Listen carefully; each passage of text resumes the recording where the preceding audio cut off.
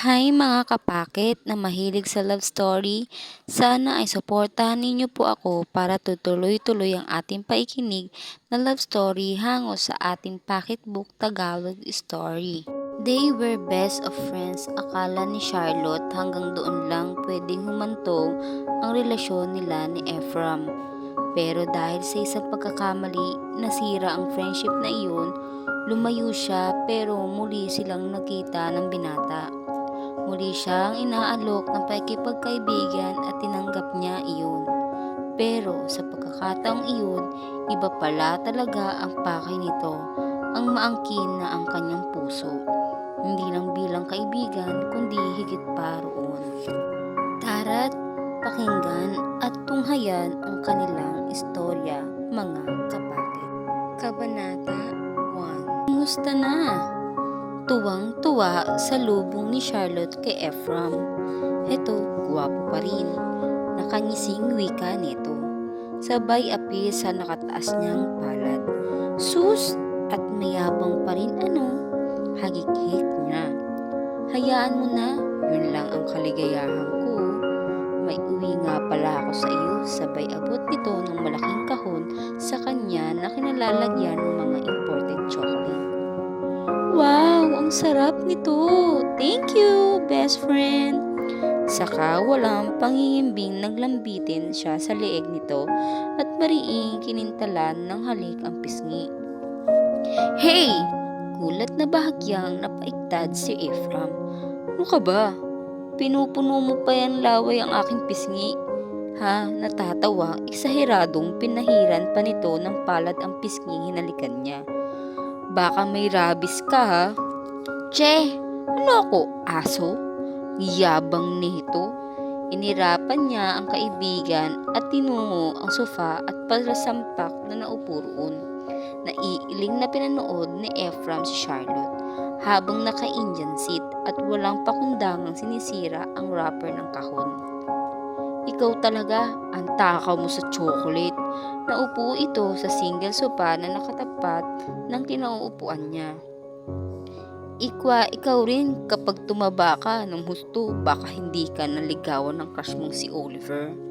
So what? Maraming lalaki ano, saka hindi na si Oliver ang crush ko. Tuloy siya sa pagkain ng chocolate. At sino naman? Napagtataksikurang tanong ni Ephraim. Parang noong isang linggo mo lang yata sinabi sa akin sa phone na si Oliver ang crush mo ah. Hindi na nga ngayon. Kulit mo ah. Namumuwa lang ang pinanlalakihan pa niya ng mga mata ng binata. Si Lawrence na ang crush ko, ano? Ha? Si Lawrence na ang anak ni Mayor si Esteban? Mismo. Charlotte naman, 15 years ang tanda sa iyo noon. Ano? So what? Mga kagaya niyang lalaki ang type ko ngayon. Macho, guwapo, pero well-matured and responsible. If I know na carried away ka lang sa talumpati niya kamakalawan ng gabi habang kinakampanya ang tatay niya na magre-re-elect.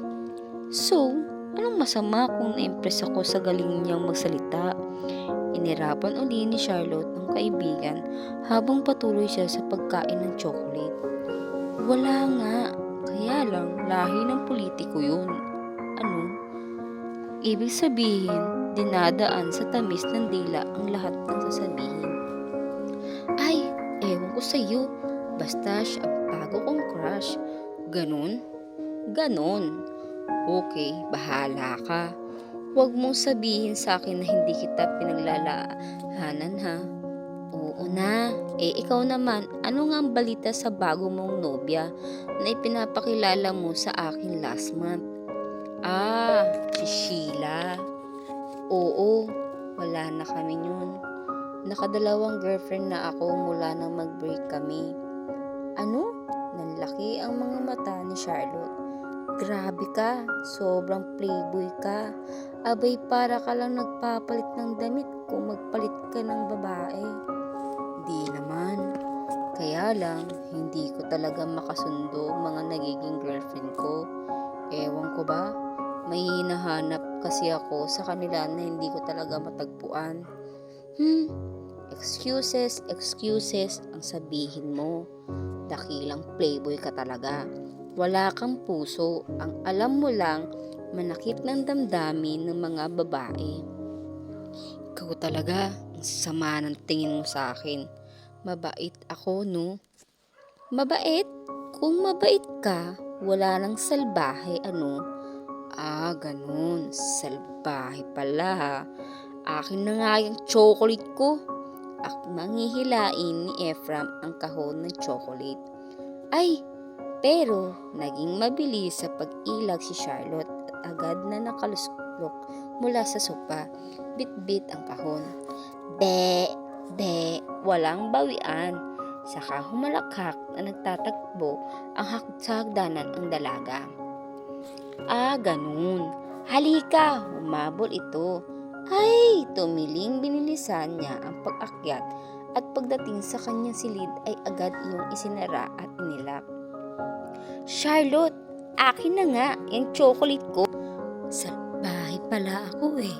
Inis na kinampag ni Ephraim ang pinto ng kanyang silid. Che, galit kita pero akin ang chocolate mo.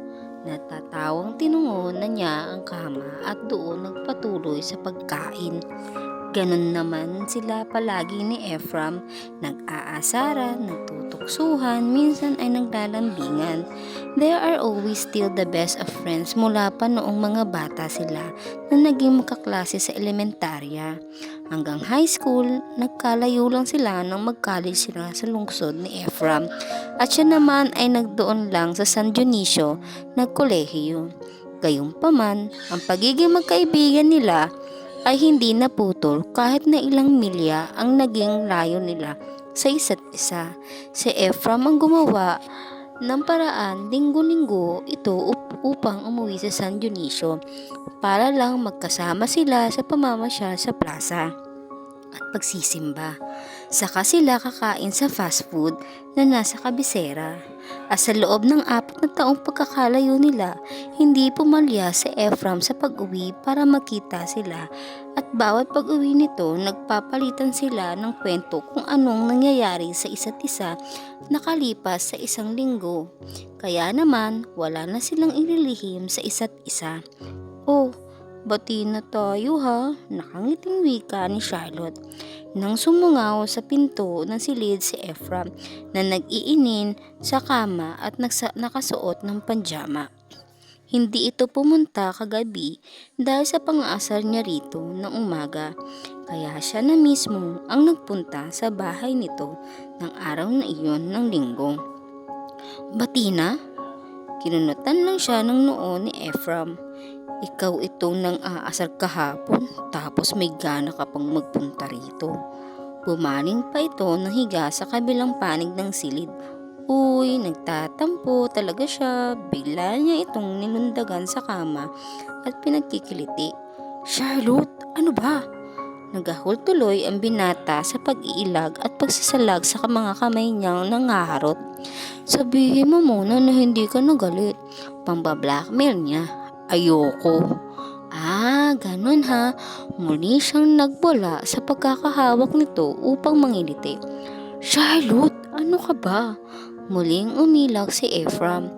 Pero desidido siya sa panglilisin ng tampo nito sa kanya. Kaya kahit napigil-pigil nito ang kamay niya ay nagwawala pa rin siya. Sabihin mo muna na hindi ka nagalit. Nasamahan mo na akong mamasyal mamaya sa plaza at magsimba. Oo na. Natatawa ring wika ng binata dahil hindi naman ito magawang pigilan ng husto ang pagingiliti niya dahil baka masaktan siya.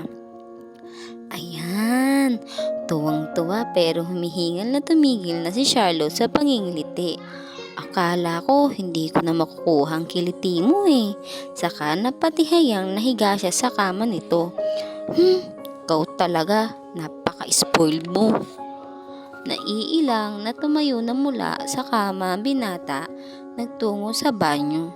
Siyempre, alam ko yata hindi mo ko matitiis. Oo na, sige na. Punta ka na sa komedor at mag-breakfast. Magsha-shower lang ako para makalis na tayo. Opo, kuya. Natatawang bumangon na rin siya at lumabas ng silid na iyon. Munti mang pagkakailang ay hindi niya nadarama kahit palabas-masok siya sa kwarto ng kababata. Wala siyang kamali-mali siya sa friendship nila ng binata. Please subscribe Dayan Pocket Story para patuloy ang ating mga pakikinig at salamat sa inyong pag-subscribe. Salamat at ito ay patuloy patungkol kay Ephraim at Charlotte. Part 2. Kabanata 2. Pero ang tamis ng pagkakaibigan nila ay nakatakda ng magwakas. Oh, bakit mukha kang lasing? Gulat na tanong ni Charlotte nang mabuksan niya si Ephraim ng gabing iyon. Hindi ako lasing, ano ka ba? Enis na wika na nito nang humakbang ng papasok. Hindi lasing?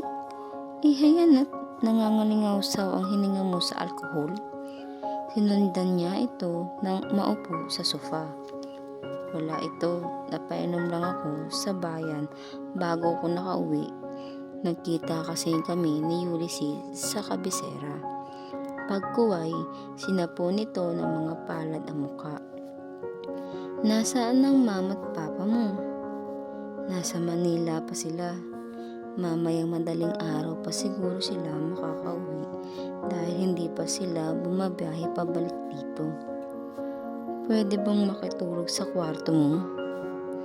Tiyak na makakagalitan ako ni Papa kapag naamoy na nakainom ako. Naku, iyan na nga bang sinasabi ko eh. Alam mo naman na bawal ka pang uminom hanggang wala kang 25. Bakit ka kasi umiinom? Tama na ang sermon. Hilong-hilo na nga ako eh. Patulog naman oh. Ano ka ba? Welcome kang makapasok dito sa amin hanggang sa kwarto ko. Pero hindi para makitulog. Ano ka rin ba? Sandali lang naman ano. Saka hindi naman siguro isusumbong ng yayaminding mo. Isa pa, hilong-hilo na talaga ako.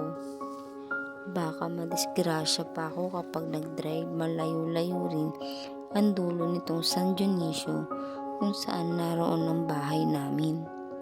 Hindi ba? Gusto mo bang maaksidente ako kapag bigla akong inantok? Ewan ko sa'yo. Inis na nakapaghalupkop na lang si Charlotte. Pero ang totoo, lihim din siyang nag-aalala. Paano nga kapag nadisgrasya si Ephraim sa pagbabiyahe nito pauwi? O sige, matulog na nga muna sa kwarto ko. Sarado kasi ang guest room namin eh. Pero sandali ka lang ha. After 1 hour, umuwi ka na. Oo na nga. Sige, akyat na ako sa silid mo ha. Sige na, huwag mong kalto ang chocolate ko na. Opo, tila lasing na lasing talaga. Humahapay pa nang umakyat sa hagdan si Ephraim. Napailing na lang si Charlotte nang sundan ng tingin ang kaibigan. Talagang tong lalaki na to, pasaway. Kapag naabutan siya ni na Papa, ano kayang sasabihin nila? Sana naman hindi sila magalit na pagtulog ako ng lalaki rito. Sa bagay, kilala naman nila si Ephraim at alam din nila na magkaibigan lang kami. Iyon ang akala ni Charlotte. Mahigit 1 oras nang natutulog ang lalaking ito ah. Sa loob niya habang pinagmamasdan ang mahimbing na pagtulog ni Ephraim. Siguro naman pwede ko na siyang gisingin. Pupunta muna ako sa banyo bago ko siya tuluyang gisingin. Pumasok nga muna si Charlotte sa banyo. Ilang minuto rin siya roon bago matapos dapat niyang gawin. Nang itulak na niya pabukas ang pinto para lumabas ay nagulat pa siya sa sumalubong sa kanya. Walang hiya kang babae ka. Ha? Malakas na sampal ang nagpabilang sa mukha ni Charlotte. Papa! Nagulat at gimbal siya nang makita ang ama na galit na galit. Ang kanyang mama ay nakatayo sa likuran nito na tila nalilito. Bakit ho? Ernie, huwag mo namang saktan ang anak natin.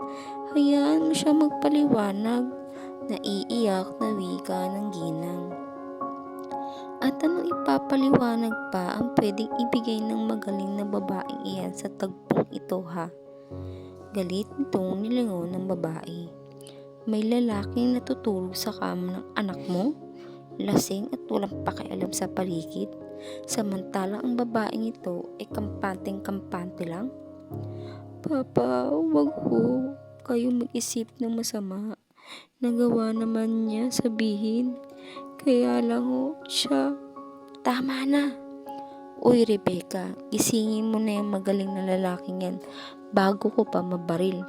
Utusan mong sunduin ng mga magulang niya para pag-usapan ang kanilang kasal. Oo, tila maamong tupa na sumunod na lang si Rebecca sa utos ng asawa. Kasal? Papa, hindi pwede. Wala naman ho kaming... Muling nabiling sa sampal ang mukha ni Charlotte. Papa, napasigok na lang siya habang nagdaramdam na natitigan ng ama. Mula pagkabata, ngayon lang siya nasaktan nito. Niloko mo kami ng mama mo, Charlotte. Pinaniwala mo kami na kaibigan mo lang si Ephraim. Akala namin talagang walang mali siya sa pagsasama niyo. Talaga naman ho. Tumahimik ka. Itong tandaan mo, Charlotte. Sa pagkakataong ito, ang gusto kong masusunod, kailangang pakasalan ka ng lalaking yan. Bakit ho? Pupungas-pungas namang nagbangon si Ephraim na nagising na dahil sa pagyugyug ni Rebecca at dahil na rin sa ingay sa paligid. Bakit? At nagtanong ka pa. Patapos mong makitulog sa kwarto ng anak ko pagkatapos niyong gumawa ng milagro, may gana ka pang magtanong? Pulyaw ni Ernie rito. Ho, wala naman hong tumahim ka. Ang mabuti pa, ngayon din ay tatawagan ko ang mga magulang mo. Hindi ka pwedeng makalabas ng bahay na ito habang hindi pa malinaw ang lahat. Pero, Papa, wag naman, iyak ni Charlotte. Tumahimik kayo. Ang anumang pagtugol ng kaibigan ay walang nangyayari. Agad niyang natawagan ni Ernie ang kanyang mag-asawang Carlo at Aliyah. Kami namang mag-asawa ay hindi konsentidor na magulang, paring Ernie. Alam mo naman yan, hindi ba? Malumanay na wika ni Carlo habang hawak-hawak nito ang kamay ng asawa. Ang totoo, natitense si Aliyah dahil naramdaman nito na hindi kagandahan ang sitwasyong na suungan ng mga anak na binata. Alam ko yan, paring Carlos. Kaya ngang matuklasan ko na may milagro palang ginawa ang mga ito ay agad kitang tinawagan, gayon din ay pinilit kong wag saktan ng anak mo kahit pa kumukulo ang dugo ko sa galit. Nantindihan kita, paring Ernie. Ganun naman talaga ang magulang at biglang magulang ako na ang nagbibigay sa iyo ng kasiguraduhan na hindi tatakbuhan ng anak ko ang pananagutan niya kay Charlotte. Anyway, magkaibigan naman ang pamilya natin. Magkasabay na lumaki ang mga bata. Sige, itakda na natin ang petsa ng kasal. Hindi, wag ho. Hindi mapipigil ang bigkas ni Charlotte na katabi ng iba sa pandadalawang hangso pa. Manahimik ka, Charlotte. Huwag kang makialam sa pag-uusap namin. Nagbabanta ang tinig at titig ni Ernie. Kinagat na lang niya ang pang-ibabang labi at bahagyang napayuko upang iwasan ang pangyayaring titig ng ama. Pero sa isip niya ay inihiling niya na sana naman ay magprotesta rin si Ephraim sa nagaganap na kalokohang iyon. Alam naman nila kapwa na walang namamagitang milagro sa kanilang dalawa. Pero ewan ni Charlotte kung ligtas na takot ang mga magulang o sa papa niya ito mas takot. Nananatili lang nakayuko si Ephraim at gaputok man ay wala itong sinabi. Hanggang natapos ang usapang iyon, naitakda ang araw ng kasal, ang mga iba pang detalye sa pag-aayos na iyon. I have to be honest with you, Ephraim, wika ni Charlotte rito habang magkatabi silang nakatayo sa veranda. Hindi ko gusto ang ideya ng parents natin na ipakasal tayong dalawa. Pareho nating alam na walang nangyari sa atin, hindi ba? I know, pero anong gusto mong gawin ko? Tutulan ang pasya ng magulang ko o kaya naman ay makipag-away ako sa papa mo? Hindi sa ganun, pero pwede naman akong tulungan ng pampaliwanag sa papa ko, hindi ba? Hindi yang ganyan na nananahimik ka at nagpapatiunod sa nagaganap. Hindi ako sumagot dahil ayokong sumahol ang galit ng papa mo. Okay, tama naman siya. Kahit na sinong magulang ay hindi papayag na hindi maitayo ang karangalan ng anak nila kapag nangyari sa kanila ang ganitong sitwasyon. Ephraim, ano ka ba? Alam mo naman na. Pero sa nangyayaring gulo, may mga nakakaalam na rin na nahuli ako ng papa mo na natuturo sa silid mo. Sa palagay mo ba, hindi magiging usap-usapan dito sa atin ang nangyayari? Habang buhay nilang iisipin na argabyado kita kapag hindi ako pumayag na pakasalan ka.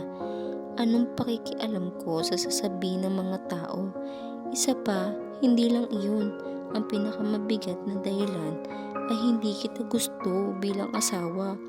Hindi ako kabilang sa mga babaeng iyon na naghahabol sa iyo. Alam mo naman na hanggang kaibigan lang ang kaya kong maramdam sa iyo. Ayoko magkaasawa ng lalaking malikot ang puso sa larangan ng pag-ibig. You're nothing but a face, pero hindi ka ideal na maging partner habang buhay. Dama niya na nainsulto ito sa kanyang tinuran. Kitang-kita niya ang pamumula ng mukha nito. How dare you to say that to me, Charlotte? Akala ko pa naman noon ay naiintindihan mo ko kapag nagko-confide ako sa iyo na kaya hindi nagtatagal ang anumang relasyon ko ay dahil may hinahanap ako na hindi ko makita sa kanila. Iyon pala. Tama na. Huwag na nating pag-isapan iyon. Isa lang ang masasabi ko. Okay kang kaibigan para sa akin pero asawa, hindi ko yata alam ang gagawin ko kapag ikaw ang nakasama ko habang buhay. I can't imagine myself sleeping beside you, making love with you. Charlotte! Bumakas sa mukha ni Ephraim ang pagdadaramdam. I'm sorry. Pero sinabi ko naman sa iyo, ayoko sa kasalang ito. Isa pa, mga bata pa tayo. Aminin nating pareho, hindi pa tayo handa. Ano ang magagawa mo, Charlotte? Napagkasunduan na ng mga magulang natin na ipakasal tayo. No one can push me to do anything that I don't like. Mariing wika niya. I'm the master of myself, Ephraim. Kung ikaw ay parang aso na may tali sa liig, ay iba ako. May sarili akong isip. Nagdidesisyon ako para sa sarili ko. Hindi ito nagsalita. If you don't mind, ay iiwan na kita. I have many things to do. Pagkasabi na yan ay tinalikuran na niya ito. Walang lingon, likod na tinungo niya ang hagdan. Kabanata 3. Masyadong masakit ang mga binitawan mong salita kay Ephraim Iha. Paalala kay Charlotte ni Yaya Mending habang tumutulong siya rito sa pagprepara ng almusal sa kusina. Narinig ko kagabi ang mga sinabi mo sa kanya habang nasa veranda kayo.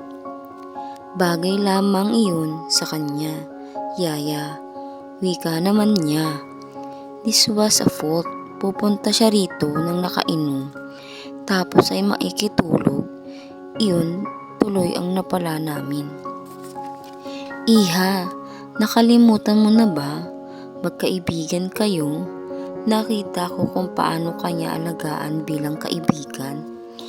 It's out of the question, Yaya. Ang pagiging magkaibigan namin ay natuldukan na nangyaring kasalan niya kung bakit ako naiipit ng ganito. Pero isa pa ho, naniniwala ako na ang pagpapakasal ay ginagawa lang ng dalawang taong nag-iibigan, hindi ng mga taong naiipit lang sa sitwasyon.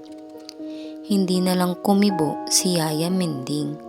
Alam nito kung paano mag-isip si Charlotte.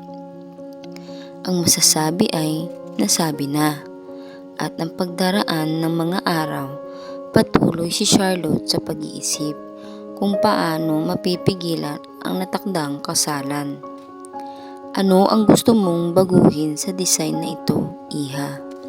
Tanong kay Charlotte ni Aliyah habang mataman ng pinagmamasdan ang trahe de boda na nakalatag sa kama. Wala po akong gustong ibago, wika niya, na hindi tumingin dito. Sigurado ka, Iha? 1 buwan na lang at kasal niyo na ni Ephraim. Sigurado po ako. Bueno, ano man ang gusto mo, sakali ay sabihin mo lang, ha? Opo.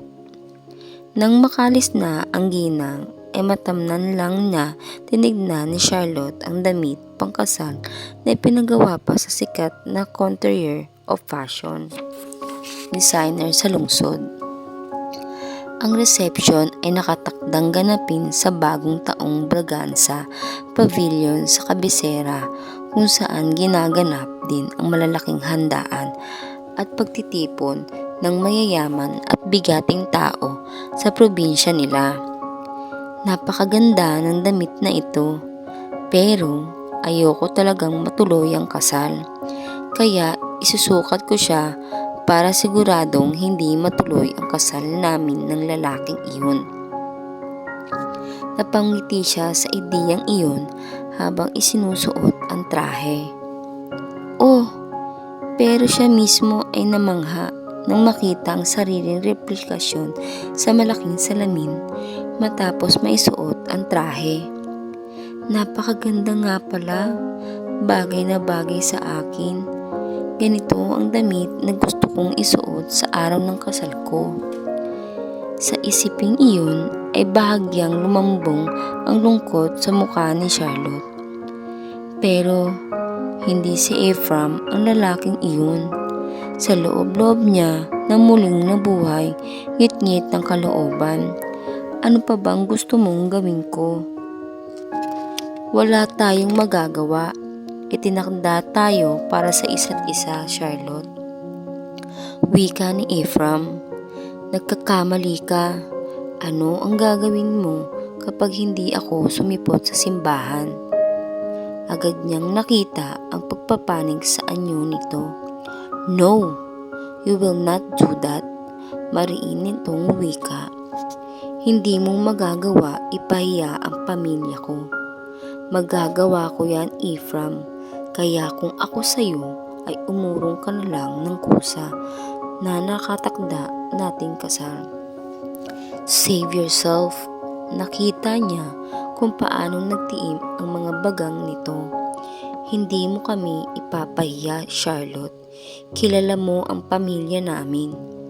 Alam ko kung ano ang magiging impact sa pamilya niyo nang gagawin ko. Kaya Ephraim, pag-isipan mong mabuti ang bagay na ito. Tinitigan siya nitong mabuti. Why are you so proud of yourself, Charlotte? Puno ng hinanakit na tanong nito. Ano ba ang pinagmamalaki mo? Self-esteem ko. Ang respeto ko sa sarili ko. Wala ka nun, Ephraim. Dahil kung mayroon ka, ay hindi ka magdidiktahan ng parents mo. Lalong-lalo, hindi ka matatakot sa papa ko at magpapaliwanag ka sa kung ano talaga ang nangyari ng gabing iyon.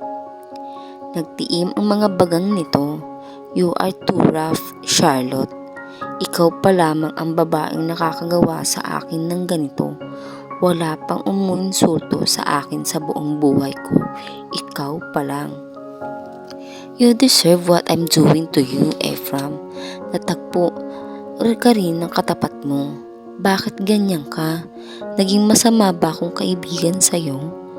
Alam mo kung gaano ko pinalagahan ang friendship natin. Alam mo kung paano kita iginalang. Alam ko, pero ilang ulit ko bang sasabihin sa iyo na tapos na iyon? Ha? Napakatigas mo. Sana ay hindi mo ito pagsisihan, Charlotte. Don't worry, I won't. Talaga? Yeah. So uurong ka na ba sa kasal? Magpapaliwanag ka na ba kay Papa at no, I won't do that. Darating ako sa kasal. Sa simbahan, maghihintay ako roon. Kapag hindi ka dumating, iyon ang hudyat na talagang binaliwala mo na ang pinagsamahan natin sa loob ng mahigit 15 taon. Ang kulit mo rin ano? Talaga. Kaya kung ako sa'yo, pupunta ako sa simbahan.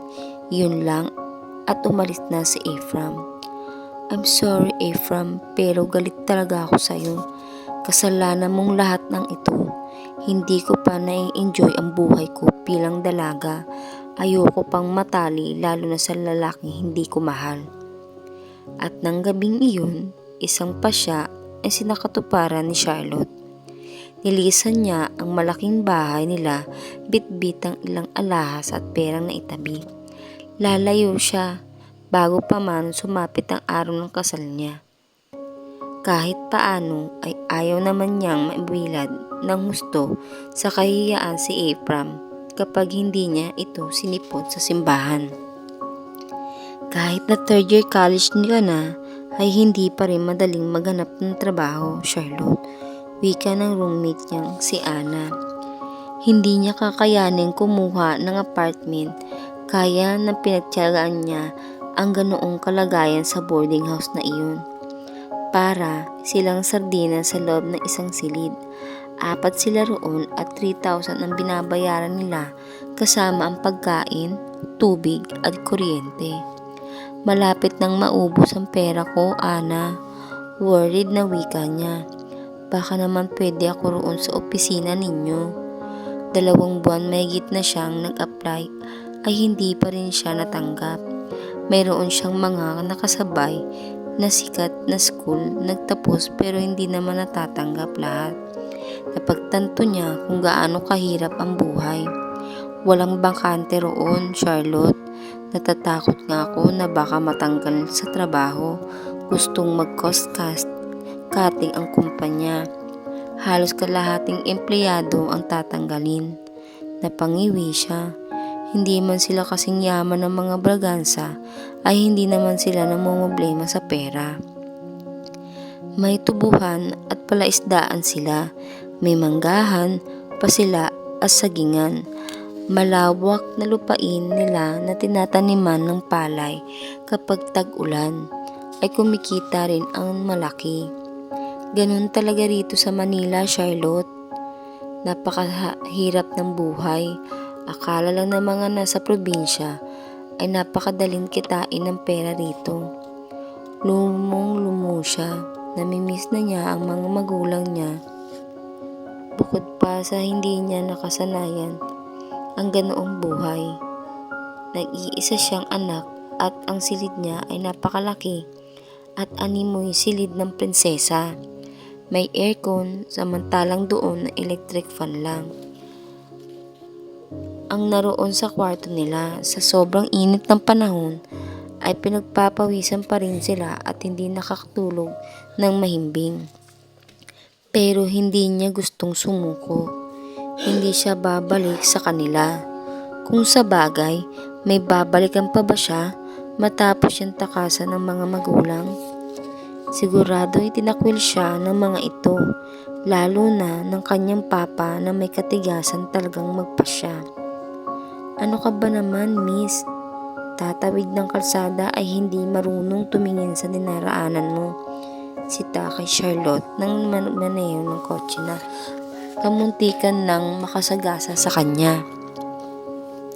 Tanghaling tapat at nakagagaling lamang niya sa pinag-applyan ang kumpanya sa Makati. Hindi siya natanggap at said na ang savings niya kaya tulala siya. Pasensya na, natigilan siya na mapagsimo ang bultong bumaba sa kotse. Ephraim?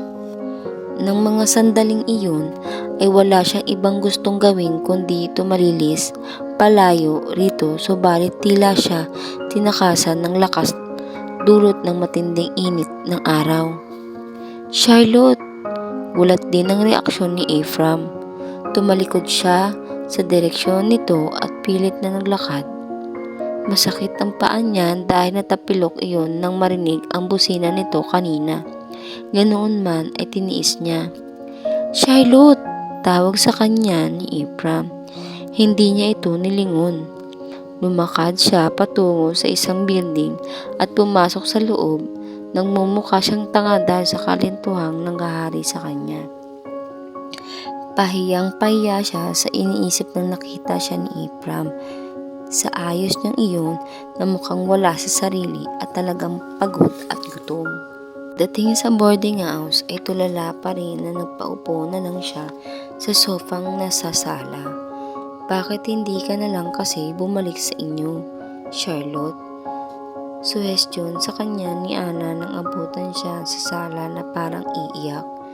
Naiisip niya pa rin ang eksena kanina sa kalsada.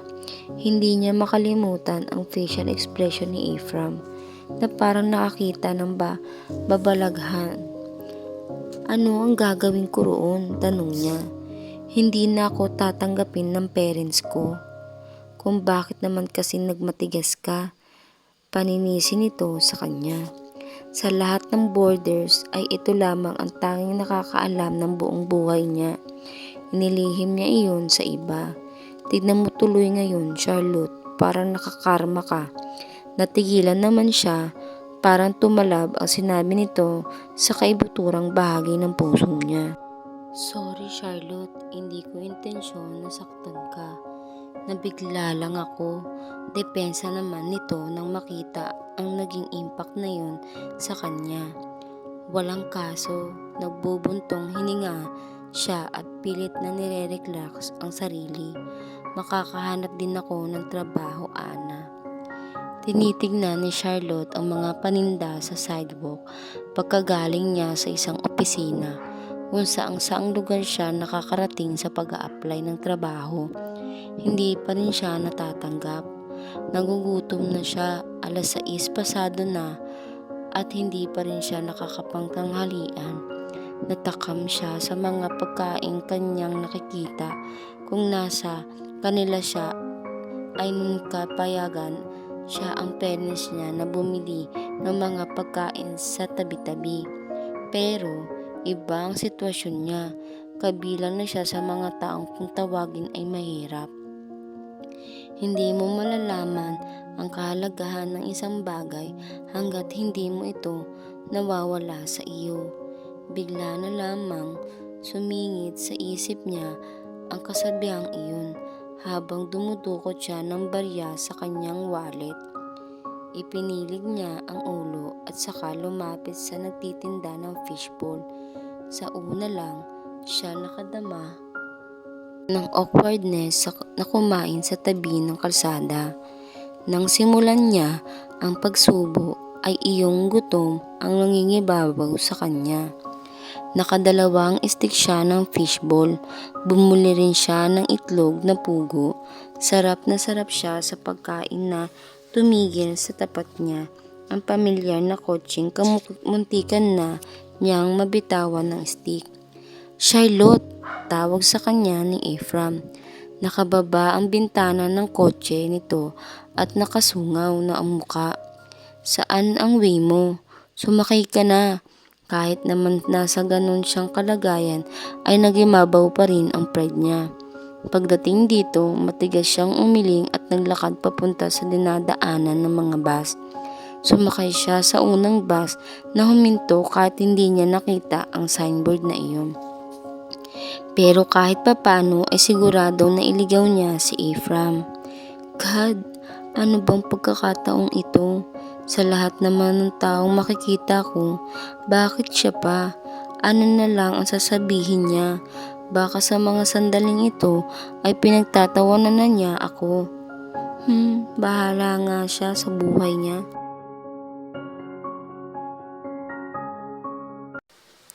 Kabanata 4. Pero minsan, kung sino talaga ang iyong taong iniiwasan mo, ang siya pang kukrus sa landas mo. Special offer kayo riyan. Malakas na sigaw ni Charlotte habang kumakatok sa gate ng isang bahay. Pang-apat na trabaho na niya iyon sa loob ng mahigit 1 taong pamamalagi sa lungsod. Una ay pumasok na lamang siya sa crew sa isang fast food. Nang matapos ang kanyang kontrata ay nag-apply naman siya sa isang pabrika ng tela. Ang sumunod niyang trabaho ay sales lady sa hindi kalakihang department store. At ngayon nga, promo girl na naglalako ng mga bagong produkto na iniendorso pa lamang sa market. Special offer kayo riyan, ulit na tawag ni Charlotte. Malakas na tahol ng aso, nakatali sa tabi ng gate ang tugon sa kanya. Ay!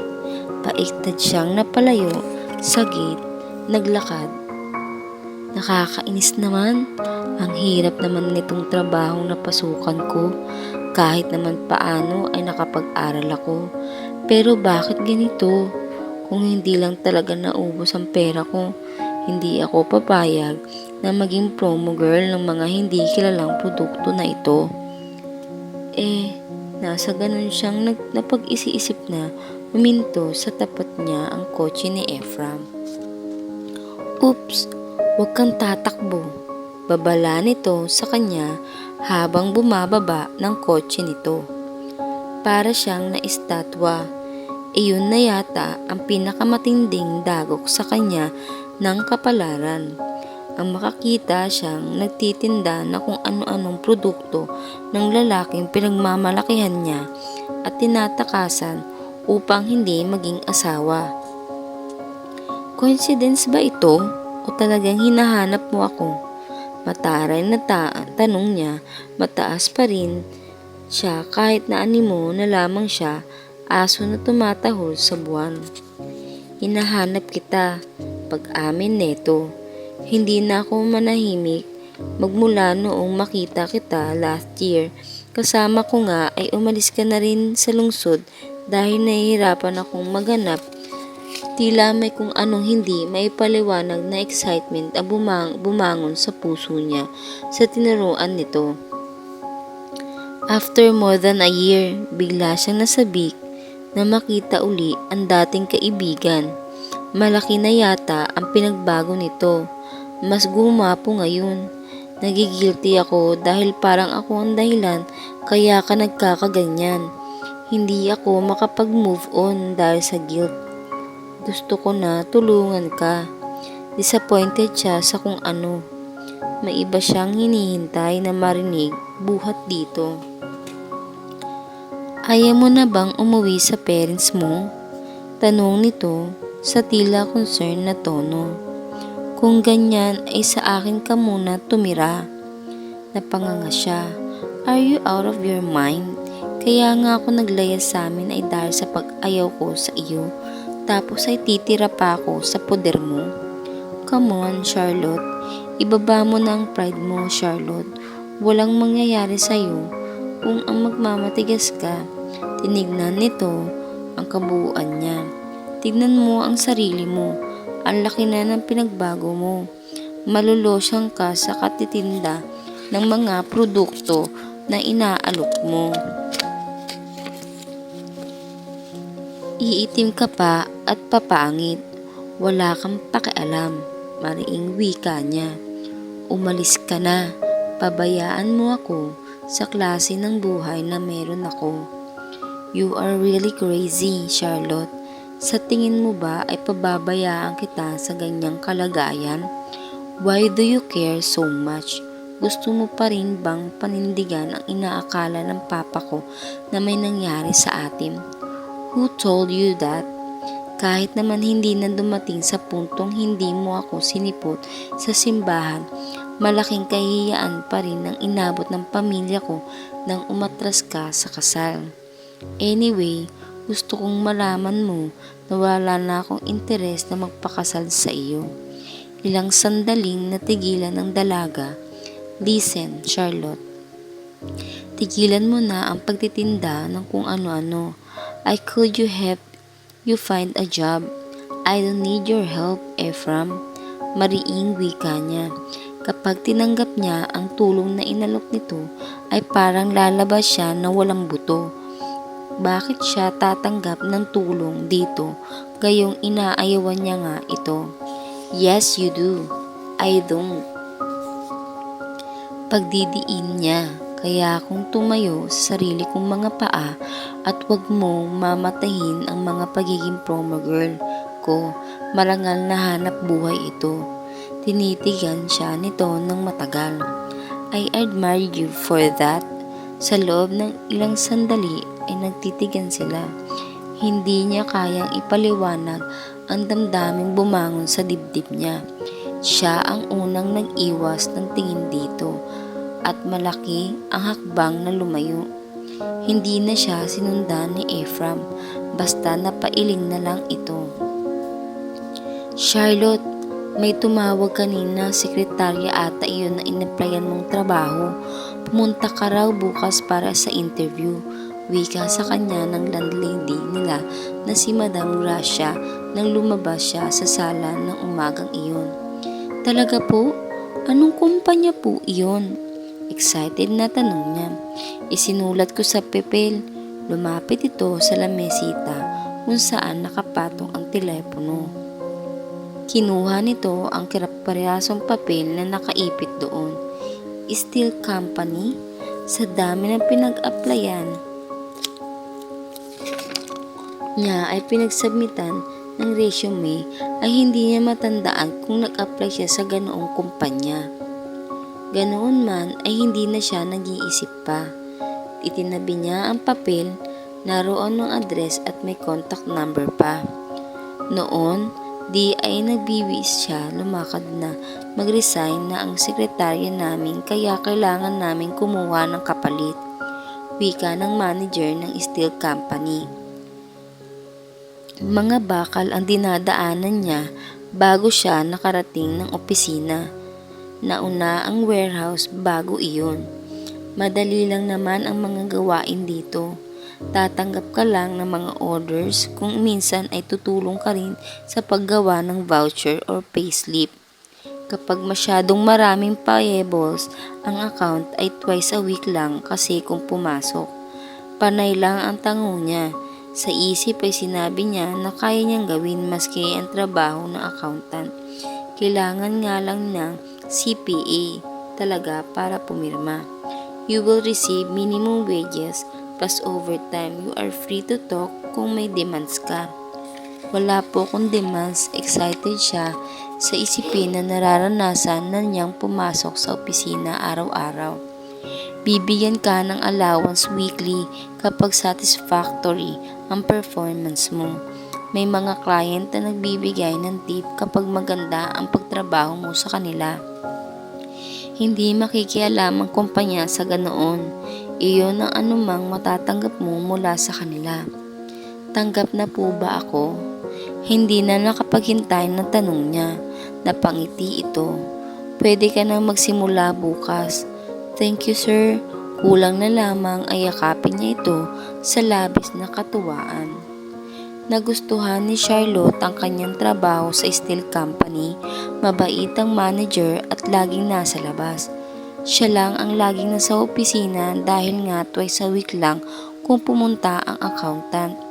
Okay lang sa kanya ang ganoon na wala siyang maraming tao na nakikita. Kapag naman nabubor, siya ay pwede siyang pumunta sa warehouse at makasuyo.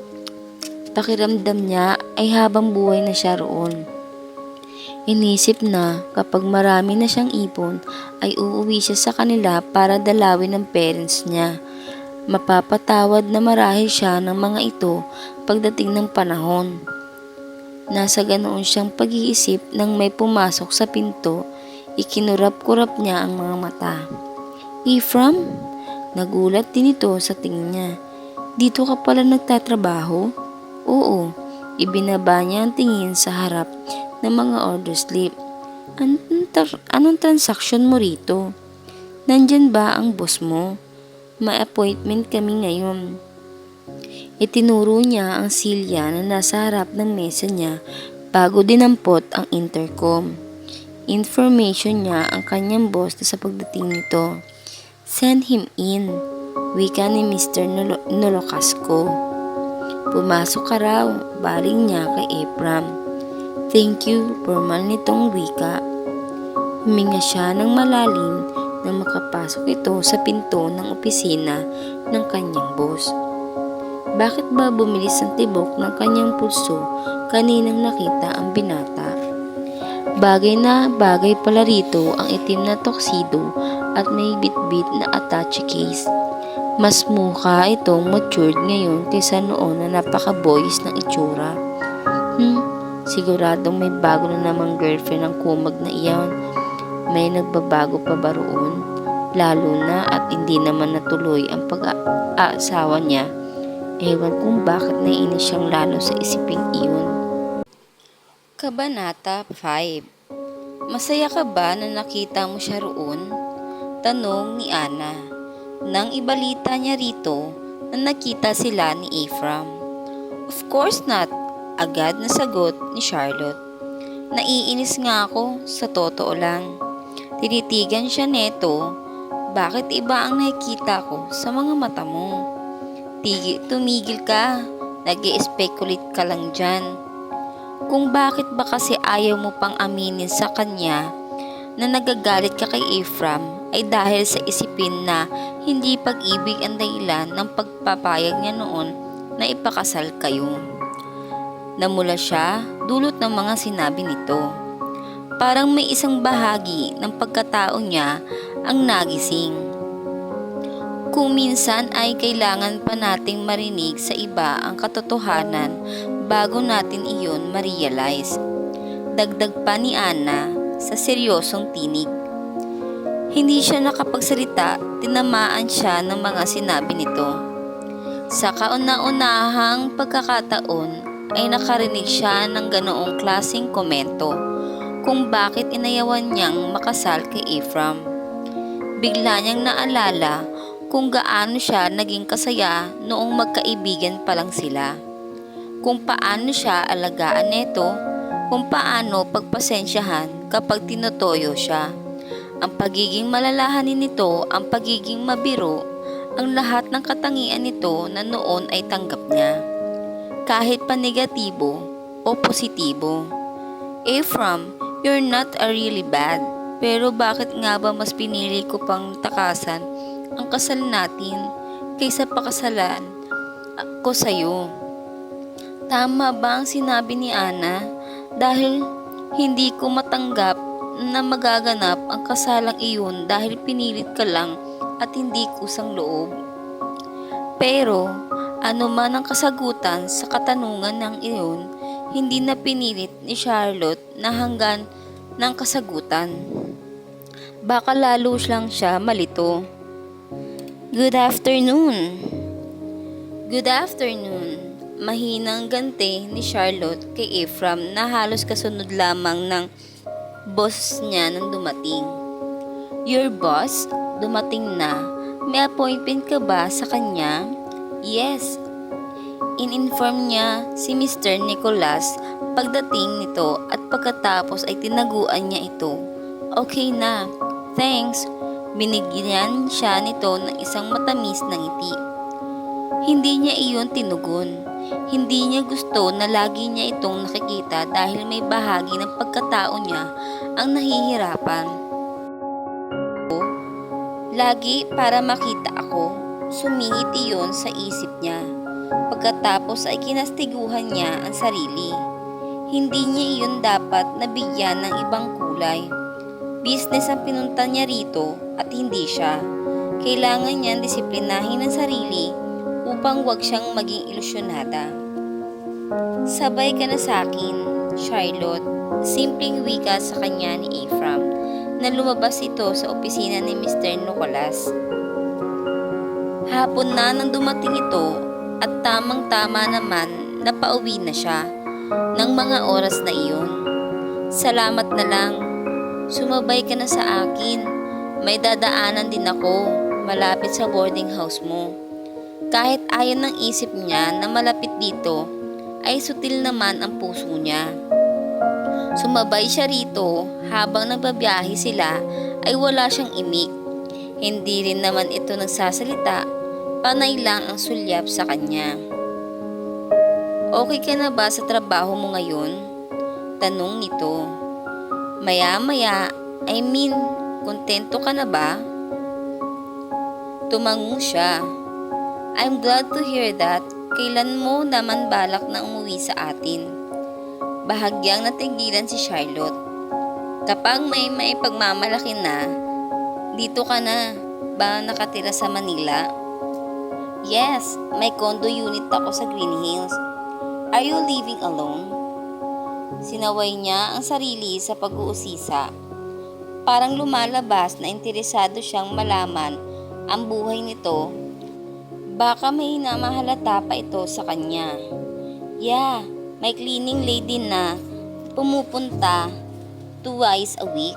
Katahimikan. Marami siyang gustong itanong pero pinigil niya ang sarili.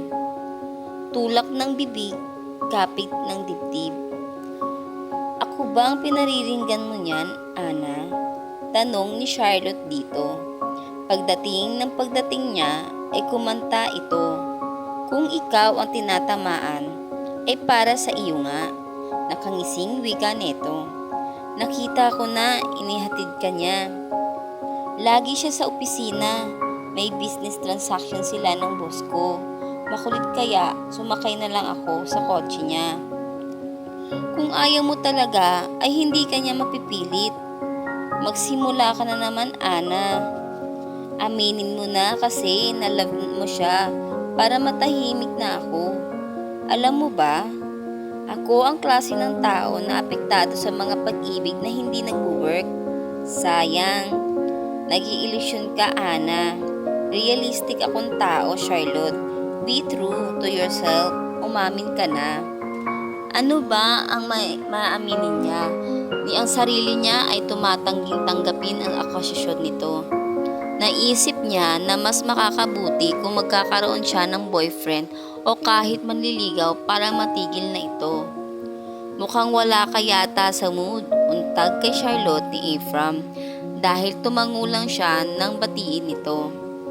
Kanina, bago siya umalis sa boarding house, ay kininswen niya ang sarili na maganda ang mood niya.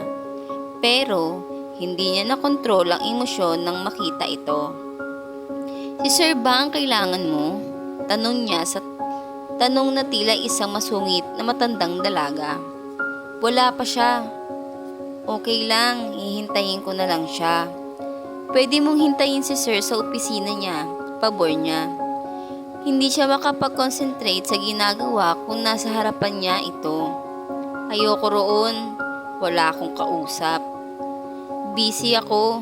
Binuksan niya ang kaharap na drawer na pinipresadong paraan. Nagdadabog ka ba?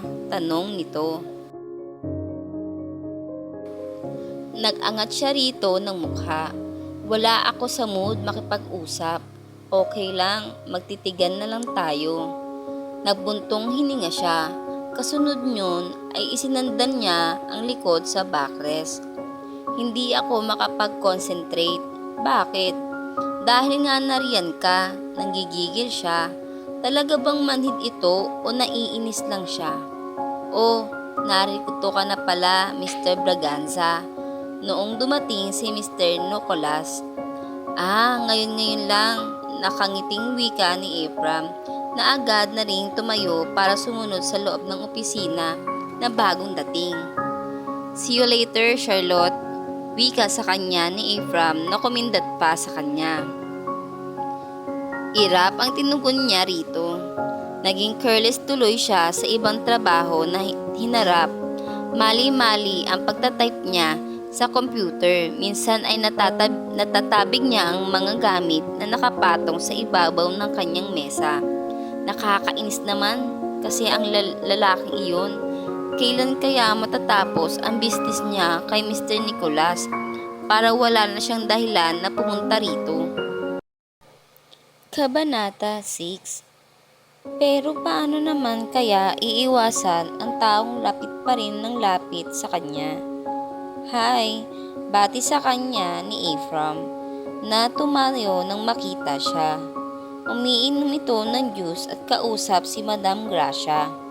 Nag-excuse agad ang landlady sa kanila para makapagsarilihan sila. Bakit ka napadalaw? Naguguluhang tanong ni Charlotte. Hindi malaman kung paano magre-react. Nagkausap kami ng parents mo. Wika nito sa seryosong tinig. Binanggit ko sa kanila na nagkita na tayo rito sa lungsod. Ipinagsasabi nila sa akin na sabihin sa'yo na umuwi ka na. Napatawad ka na nila, Charlotte. Napalunok ang dalaga at biglang tumahip ang kanyang dibdib sa labis na tuwa. Maganda ang balita na hatid nito. Ganun man ay hindi pa iyon sapat para masayahan siya. May iba siyang gustong marinig. Kailan ka uuwi? Untag sa kanya ni Ephraim. Sabihin mo lang at nang maisabay kita sa pag-uwi. I'll be home again next week. Hindi ko pa alam kung kailan ako uuwi. Hindi ko alam kung paano sila haharapin na para bang walang nangyari. Napayuko siya. Ano ka ba? Sa kanila na nga mismo galing ang salita na pinatawag ka na nila. At ang mga magulang mo, ang pamilya mo, sila mismo ay hindi ko alam kung paano haharapin. Sakaling masalubong ko sa San Dionisio. Charlotte, kung ako nga involved din sa nangyayari ay nagawa ng kalimutan ang nangyari. Sila pa kaya? Nagtaas siya ng tingin at nakipagtitigan dito. Simpatiko ang ngiting sumungaw sa mga labi ni Ephraim. It's all over, Charlotte. Wala na iyon. Ako na rin mismo ang nagpapaliwanag sa kanila na wala naman talagang nangyari. Nagpabuntong hininga na lang ang dalaga. Sanay noon mo pa ginawa iyon para hindi na ako naglayas. Naisip niya pero sinarilin na lang niya. Magpapaalam na muna ako kay sir. Tiyak na papayagan ka yun. Inabutan siya nito ng calling card. Tinawagan mo ako kapag may kailangan ka. In good terms na kami ng parents mo. Tumagos lang sa calling card ang tingin niya. May pupuntahan ka ba mamaya? Ha? Bakit? Magsisimba ako mamayang alas 7. Tumingin siya sa wall clock, alas 6 na. Hindi pa rin ako nakapagsimba. Sabay na tayo. Ang tono nito ay parang nakikipagkaibigan uli sa kanya. Dismayado siya. Well, just like the good old days. Hindi ba't gusto mo lang laging magkasabay tayo sa pagsisimba? Then we go out for a dinner. How about that, ha? Kagaya ng dati? Iyon lang ang gustong buhayin ni Ephraim sa pagitan nila. Ewan kung bakit disappointed na naman siya. Hindi ka ba masaya at pinatawad ka na ng parents mo? Untag nito sa kanya na ikinalang niya ang dahilan kaya siya ang nawalan ng kibo. Masaya, syempre. What is bothering you? Concerned tanong nito. Hindi siya makasagot. Come on, Charlotte. Wala kang dapat na ipag-alala. Wala akong sama ng loob sa iyo. I'm happy man. Tanggap ko na ang mga sinabi mo noon. Tama ka. Mali na maging sunod-sunuran ako sa mga magulang ko. Hindi niya alam kung ano ang nangyayari sa kanya. Sa halip na ma-relieve siya ay parang gusto niya pang maiyak. Dulot ng hugang bumangon sa kanyang puso. Yeah, salamat. So, sabay na tayong magsimba? Sige, kaya wala na siyang dahilan na tanggihan ang pagyayari nito. Just like the good old days. Pero, may pag-asa pa nga bang mabalik sila sa dati? Iyon ang magkaibigan lang ang turingan nila?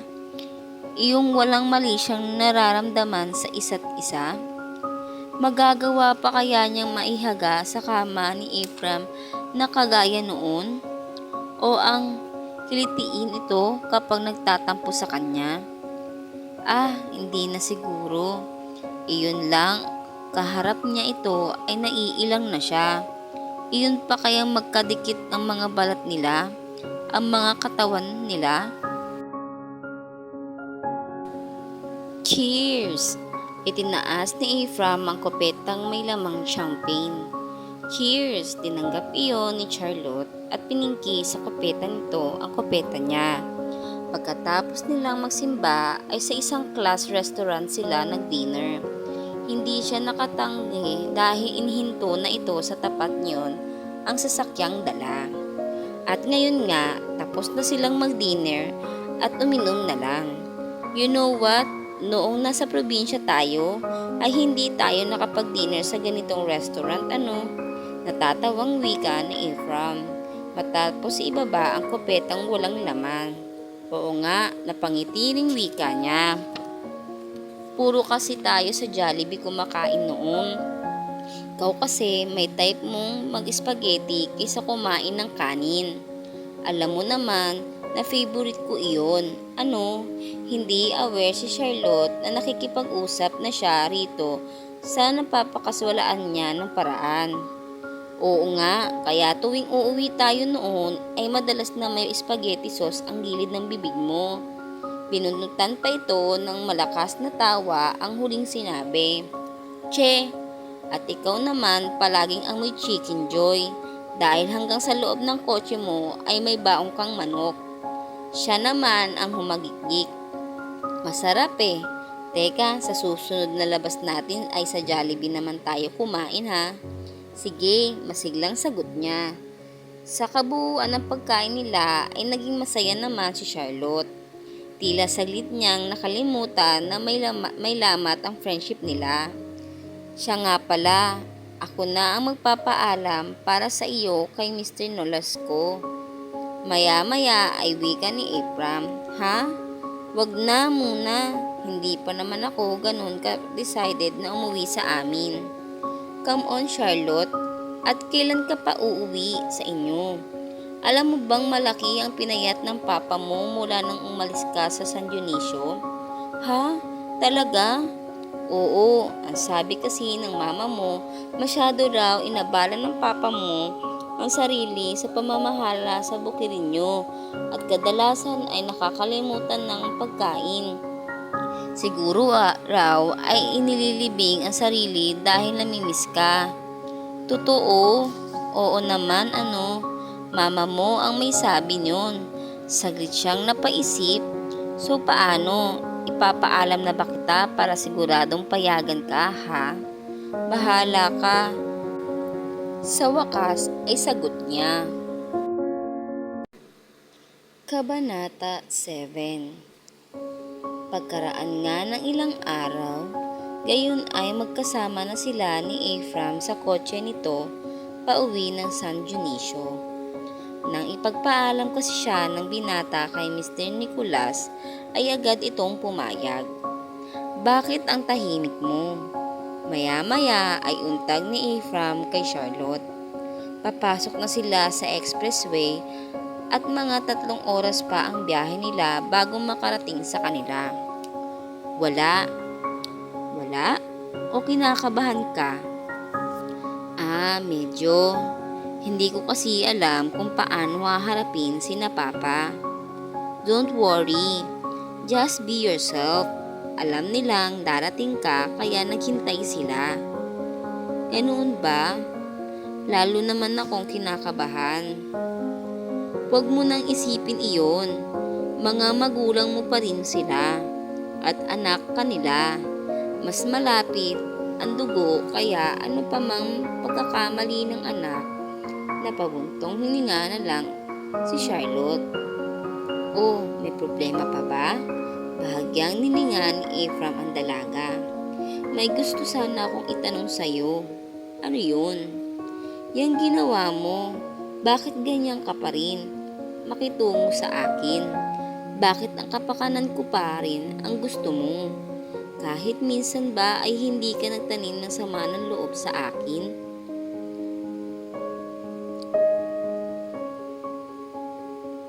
Dahil sa ginawa kong pagkatakas at sa mga salitang nabigkas ko noon, I know it's so harsh.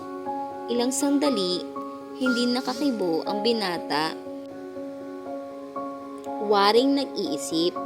Maya-maya ay ito naman ang napabuntong hininga. To be honest with you, sa simula ay nasaktan, hindi lang ang pride ko, pero maging ang damdamin ko. Magkaibigan tayo, naging mabait ako sa'yo, paano mo nagawa sa akin ang bagay na iyon? Paano mo ko napagsabihan ng mga ganong klase na salita na talaga namang nakakasugat sa kalooban? But later on, I've been realized that you did the right thing. Hindi naman talaga tayo dapat magpakasal dahil lang sa maling akala ng papo. At nagpakapasalamat ako sa ginawa mong yun. Dahil kung hindi ako sana natagpuan ang babaeng talagang para sa akin. Ha? Sukat na marinig ay bahagya siyang napapitlag. Anong ibig mong sabihin? Noon lang muling lumingon sa kanya ang binata. Baghagya itong umiti sa kanya na may kalakip na kakaibang kislap sa mga mata. I've been meet this girl recently. Well, maganda siya, sexy, kahit simple lang manamit. Galing din siya sa mga kanyang pamilya at nagtapos ng mascom. And to top it all, napakabait niya. Alam mo siguro, ay siya na talaga ang babaeng hinahanap ko. Hindi ba noon ay nasabi ko na sa iyo na kaya ako papalit-palit ng nobya ay dahil may hinahanap ako sa isang babae? Oo. So ngayon ay natagpuan ko na iyon kay Amy. Talaga? Pilit ang ngiting sumungaw sa mga labi ni Charlotte. Ngayon lang niya narinig ang pangalang iyon. Pero tila tadyak sa dibdib ang dating sa kanya. Napangiti pa si Ephraim habang tuloy sa pagdadrive at nagbawi ng tingin sa kanya. Akala ko nga noon hindi ko na matatagpuan ang babaeng nais kong pakasalan. Anyway, kaya wala ka talagang dapat na ipag-alala, hindi na talaga ako mapipilit ni na Papa na pakasalan ka dahil ipaglalaban ko na ang pag-iibigan namin ni Amy. Dapat lang naman nakangiting bigkas ni Charlotte.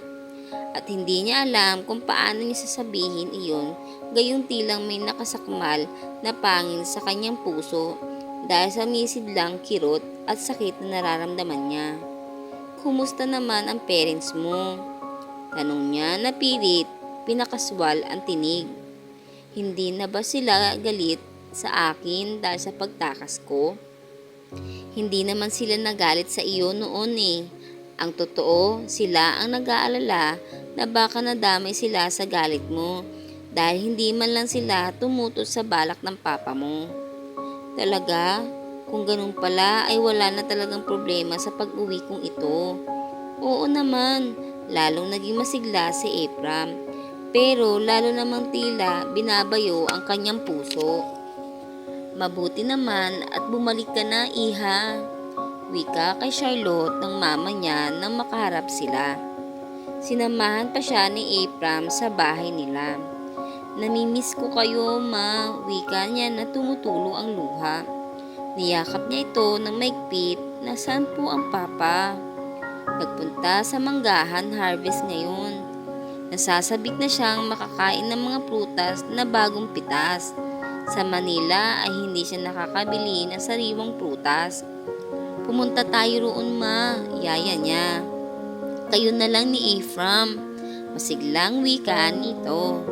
Tutulungan ko si Minding sa pagprepara sa tanghalian natin. Dito kakain ang mga nag-harvest ng mangga. Nagpapalitsyon ang papa mo. May salo-salo rito mamayang tanghali. Alam po ba ng papa na darating ako? Alam niya at excited siya na makita ka. Relief na lumingon siya kay Ephraim. Sabi ko naman sa iyo ang nakangiting wika nito. Paano? Pupunta ba tayo sa manggahan? Baka may iba kang gagawin. Nakakahiya naman na magpa-escort pa ako sa iyo. What our friends are for? Magkaibigan na uli tayo, hindi ba? Oo naman. Sige, salamat. You're welcome. Nang makarating sila sa manggahan ay tuwang-tuwa nga si Ernie nang makita ang anak. Agad ito nagyayang umuwi para magkasalo sila sa pagkain. Nagpapasalamat na lang siya kay Ephraim dahil hindi na ito nagpapilit sa kanya na doon kumain. Alam ko na gusto naman ng mama at papa mo na masolo ka dahil masasabi ko sila sa iyo. Nakangiting paalam nito habang kumakaway bago tuluyang sumakay sa kotse nito. Ako man ay nasasabik din na makasama sila. Salamat ha. Wala iyon. Sige, see you tomorrow. Bakit? Pupunta ka ba rin ba bukas? Oo naman. 1 week ang bakasyon ko sa office.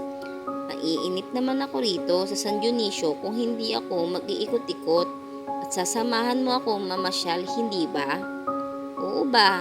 Masiglang tugon ni Charlotte. Somehow, iyon naman talaga ang inaasahan niyang gagawin nito.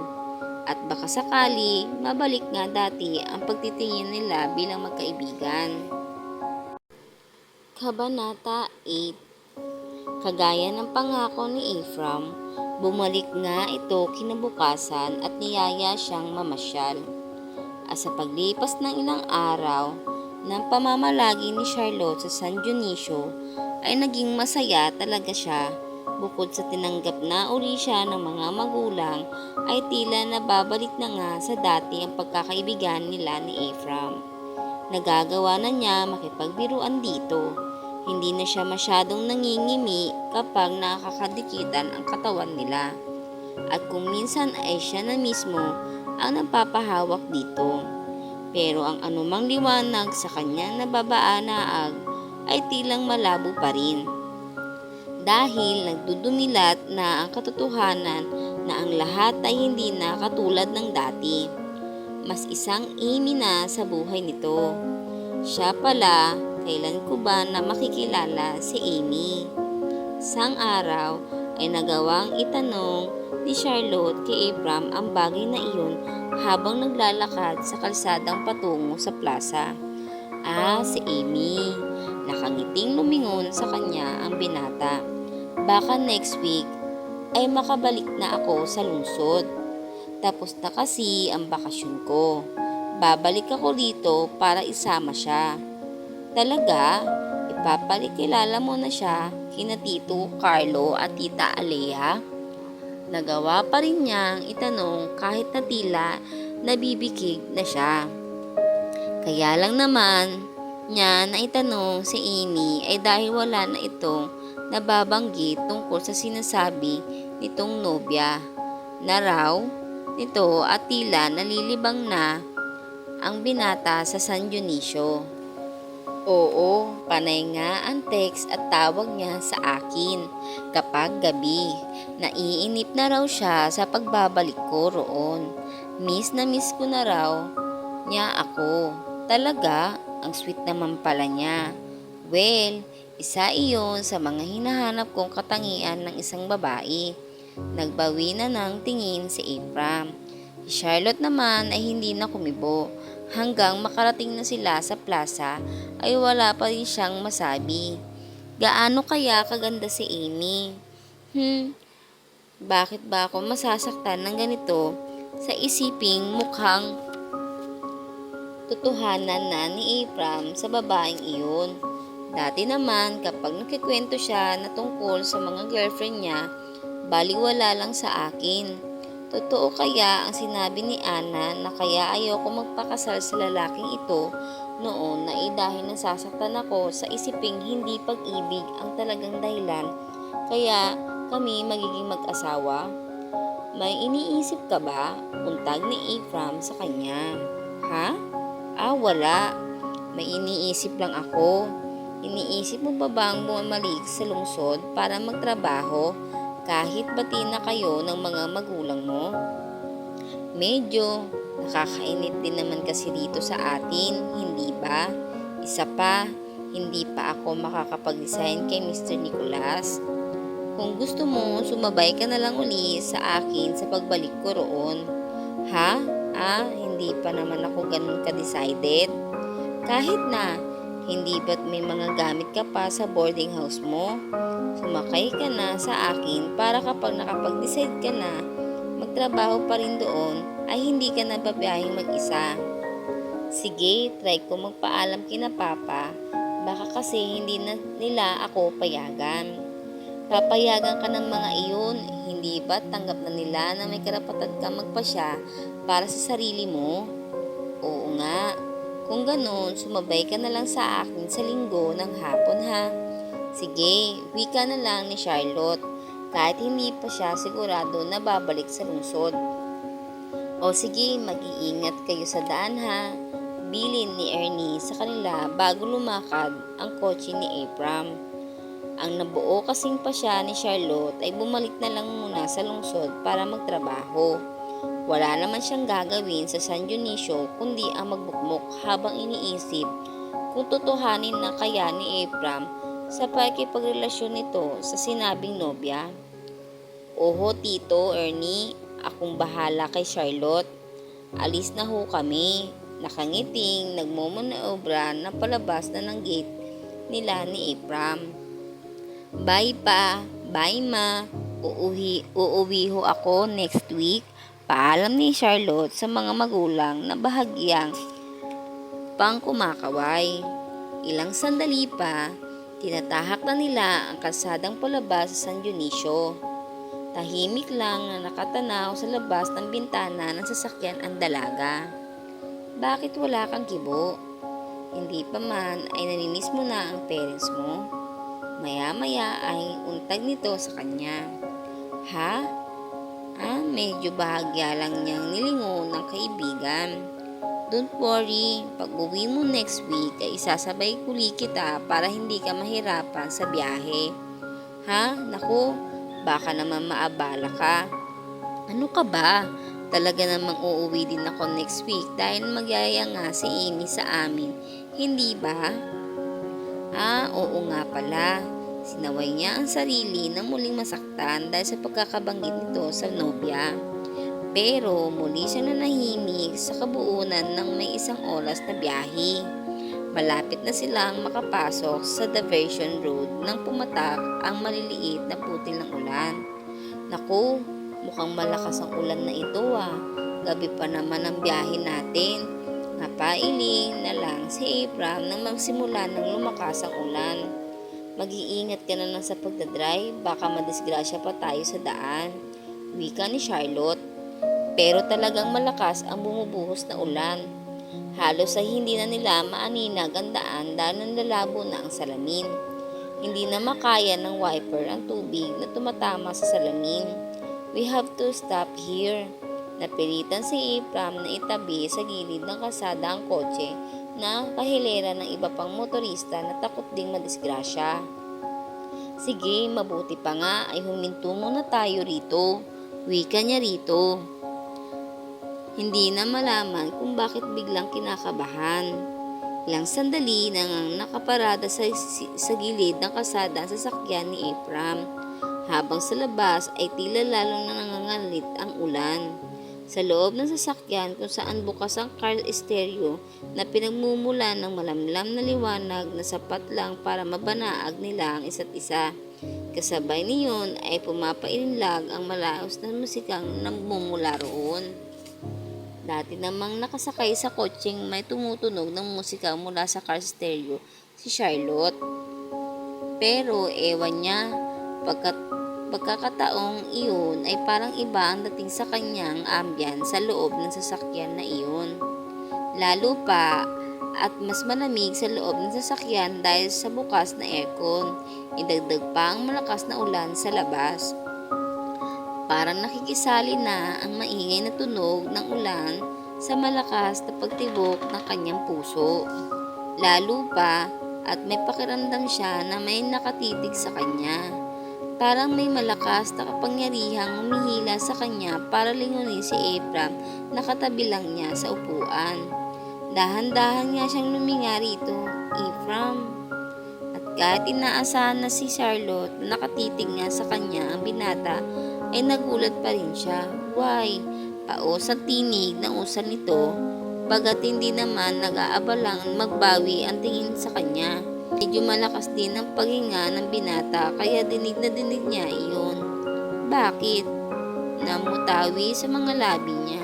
Bakit ano? Bakit ka nakatitig sa akin? Nagawa naman niyang itanong. Buhat na mapusyaw na liwanag sa ilaw mula sa car stereo, ay nakita niyang lalong lumalamlam ang mga mata ni Ephraim.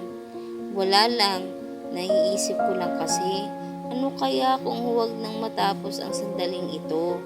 Ano? Bahagyang kumunot ang makinis na noo ni Charlotte, dahil hindi niya ganap na naunawaan ang ibig sabihin nitong sabihin. Bakit naman ayaw mong matapos ang mga sandaling ito? Ano ka ba? Kapag hindi natapos ang mga sandaling ito, hindi titigil ang ulan sa labas ano? Dinaan niya ang mga sabiro, ang pagkakailang at pagkakalitong na darama ng mga sandaling iyon dahil sa pinagsasabi ni Ephraim. Siyempre, kapag hindi natapos ang mga sandaling ito, hindi nga hihinto ang ulan sa labas pero hindi rin tayo makakaalis dito, hindi ba? Oo nga eh. Bakit?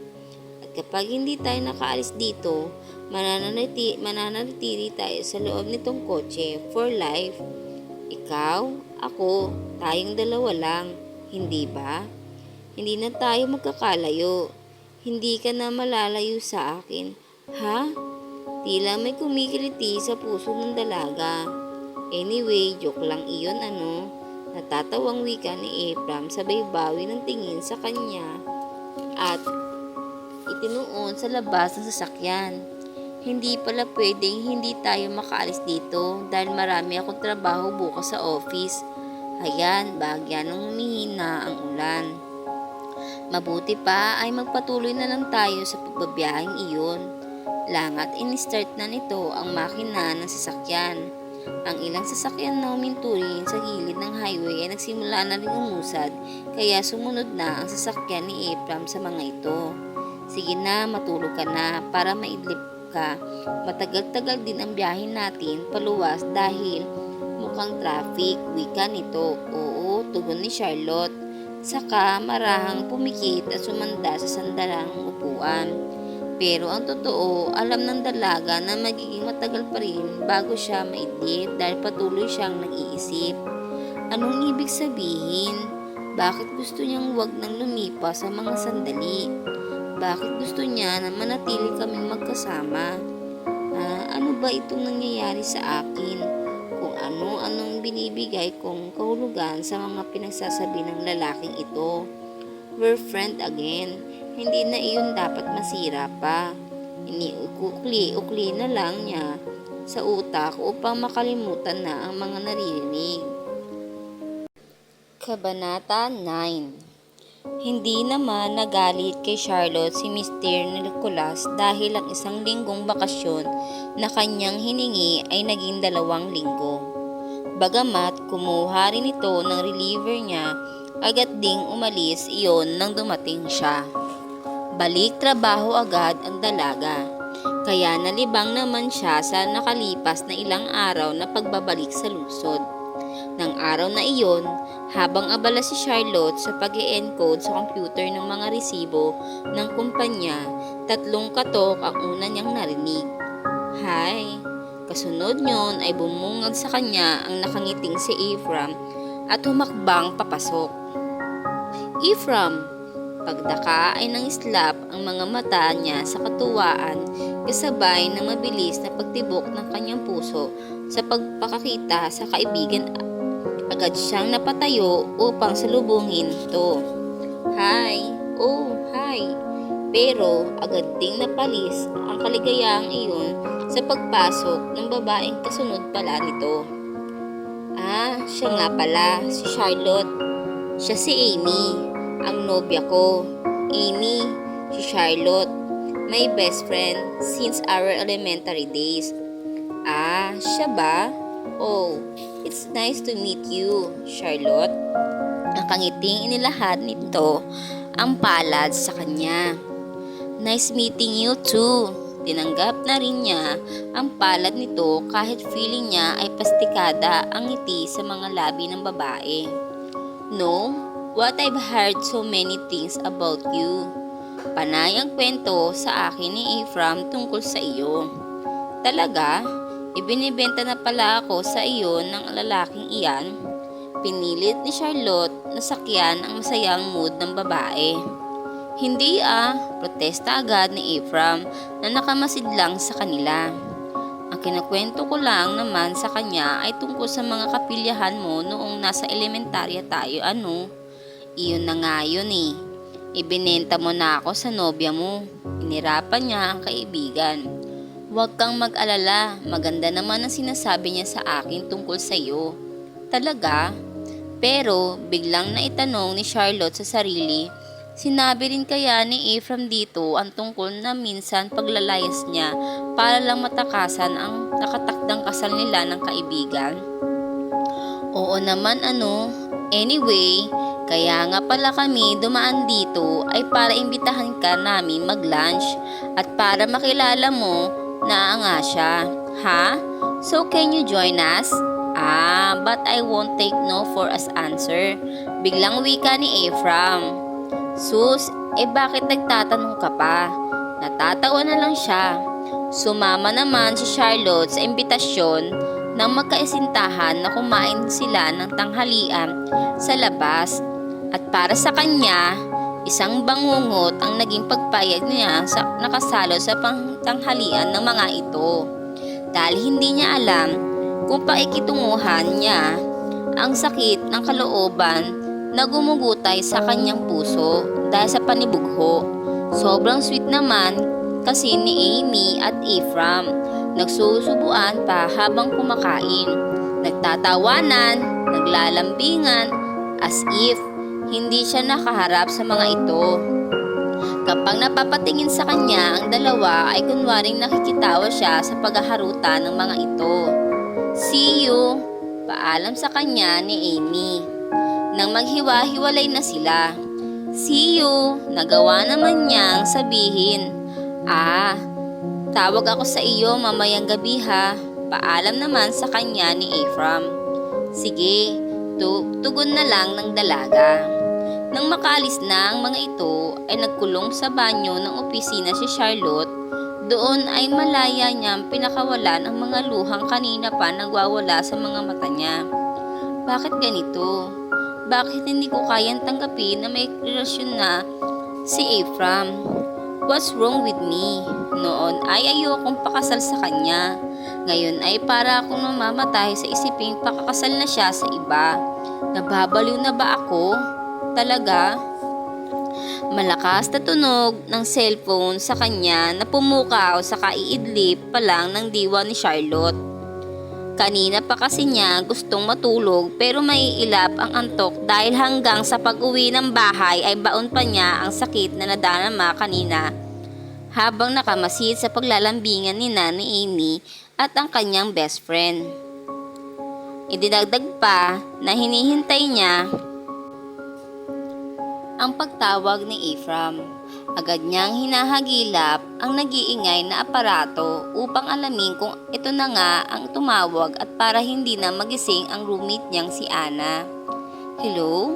Nabubulol na wika niya dahil nabasa na niya ang number ni Ephraim sa caller ID niya. Hi, did I wake up you? Paos na tinig na tinanan mula kabilang linya. Hindi naman. Napaayos siya ng upo. Bakit ngayon ka lang tumawag? Hindi nakatiis na tanong niya. Oh, I'm sorry ha. Inihatid ko pa kasi si Amy. Ganun ba? Pagod ka kung ganun. Medyo. Sige na, magpahinga ka na. No, don't hang up. Bakit? I just wanted to talk to you. Ha? Ano bang pag-uusapan natin? Wala lang. I just want to hear your voice. Ha? Noon lang siya nakahalata na nakainom ka ba? Mga 3 shots lang. Ha? Bakit ka uminom? Wala lang. May problema ka ba? Bakit kung may problema ba ako, tutulungan mo ako? Malambing nitong tanong. Oo naman. What our friends are for kung hindi kita tutulungan? Friends? Oo, friends. Hindi ba't best friend tayo? Ilang sandaling hindi kumibo si Ephraim. Ephraim, ano ba talagang problema mo? Can I see you now? Ha? Nasaan ka ba? Wala ka pa ba sa condo unit mo? Wala pa. I'm here sa loob ng kotse, nakikinig ng music. And I guess what? Kung anong music ang pinakikinggan ko? Ano? Yung mga tugtog noong gabing magkasama tayo sa kotse habang malakas ang ulan at nakaparada tayo sa gilid ng daan. Talaga? Tila may kumislot sa kanyang puso. Ano ba talagang trip mo? Bakit hindi ka po umuwi? Gusto nga kitang makita. Ephraim, ano ka ba? Umuwi ka na nga at magpahinga. Ang dami mo pa yatang nainom ah. No, ilang shot nga lang. Saka gusto nga kitang makita. Bakit nga? Saka nasan ka ba? Narito sa tapat ng boarding house nyo. Ha? Sukat doon ay napaaris siya sa kama at napalapit sa bintana upang sumilip. Naroon nga sa tapat ng boarding house nila ang kotse ni Ephraim. Pabalagbag na nakaparada sa gilid ng daan. Anong ginagawa mo riyan? Makulit ka rin ano? Sino kayang lasing sa ating dalawa ano? Natatawang wika nito. Gusto nga kitang makita. Bawal nang tumanggap ng bisita rito. 12:00 na at then come here. Dito tayo sa car mag-usap. Ano? Papalabasin mo ako ng hating gabi na? So what? Ako naman ang kasama mo ah. Isa pa, wala ka bang tiwala sa akin? Meron. Then come here. Ephraim, umuwi ka na. Bukas na lang tayo mag-usap. Ayoko pang umuwi. Nakainom ako. Medyo nahihilo ako. Gusto mo bang madisgrasya ako sa pagdadrive? Hindi. Bakit naman kasi dito ka patumuloy? Bakit hindi ka na lang agad? Just come here. Maghihintay ako sa iyo. Bye. Iyon lang at nawala na ito sa kabilang linya.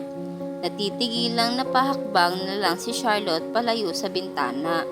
Kaya ba niya tiisin si Ephraim? Baka kapag hindi siya bumaba ay mainip ito mag-drive na pauwi. Baka madisgrasya ito.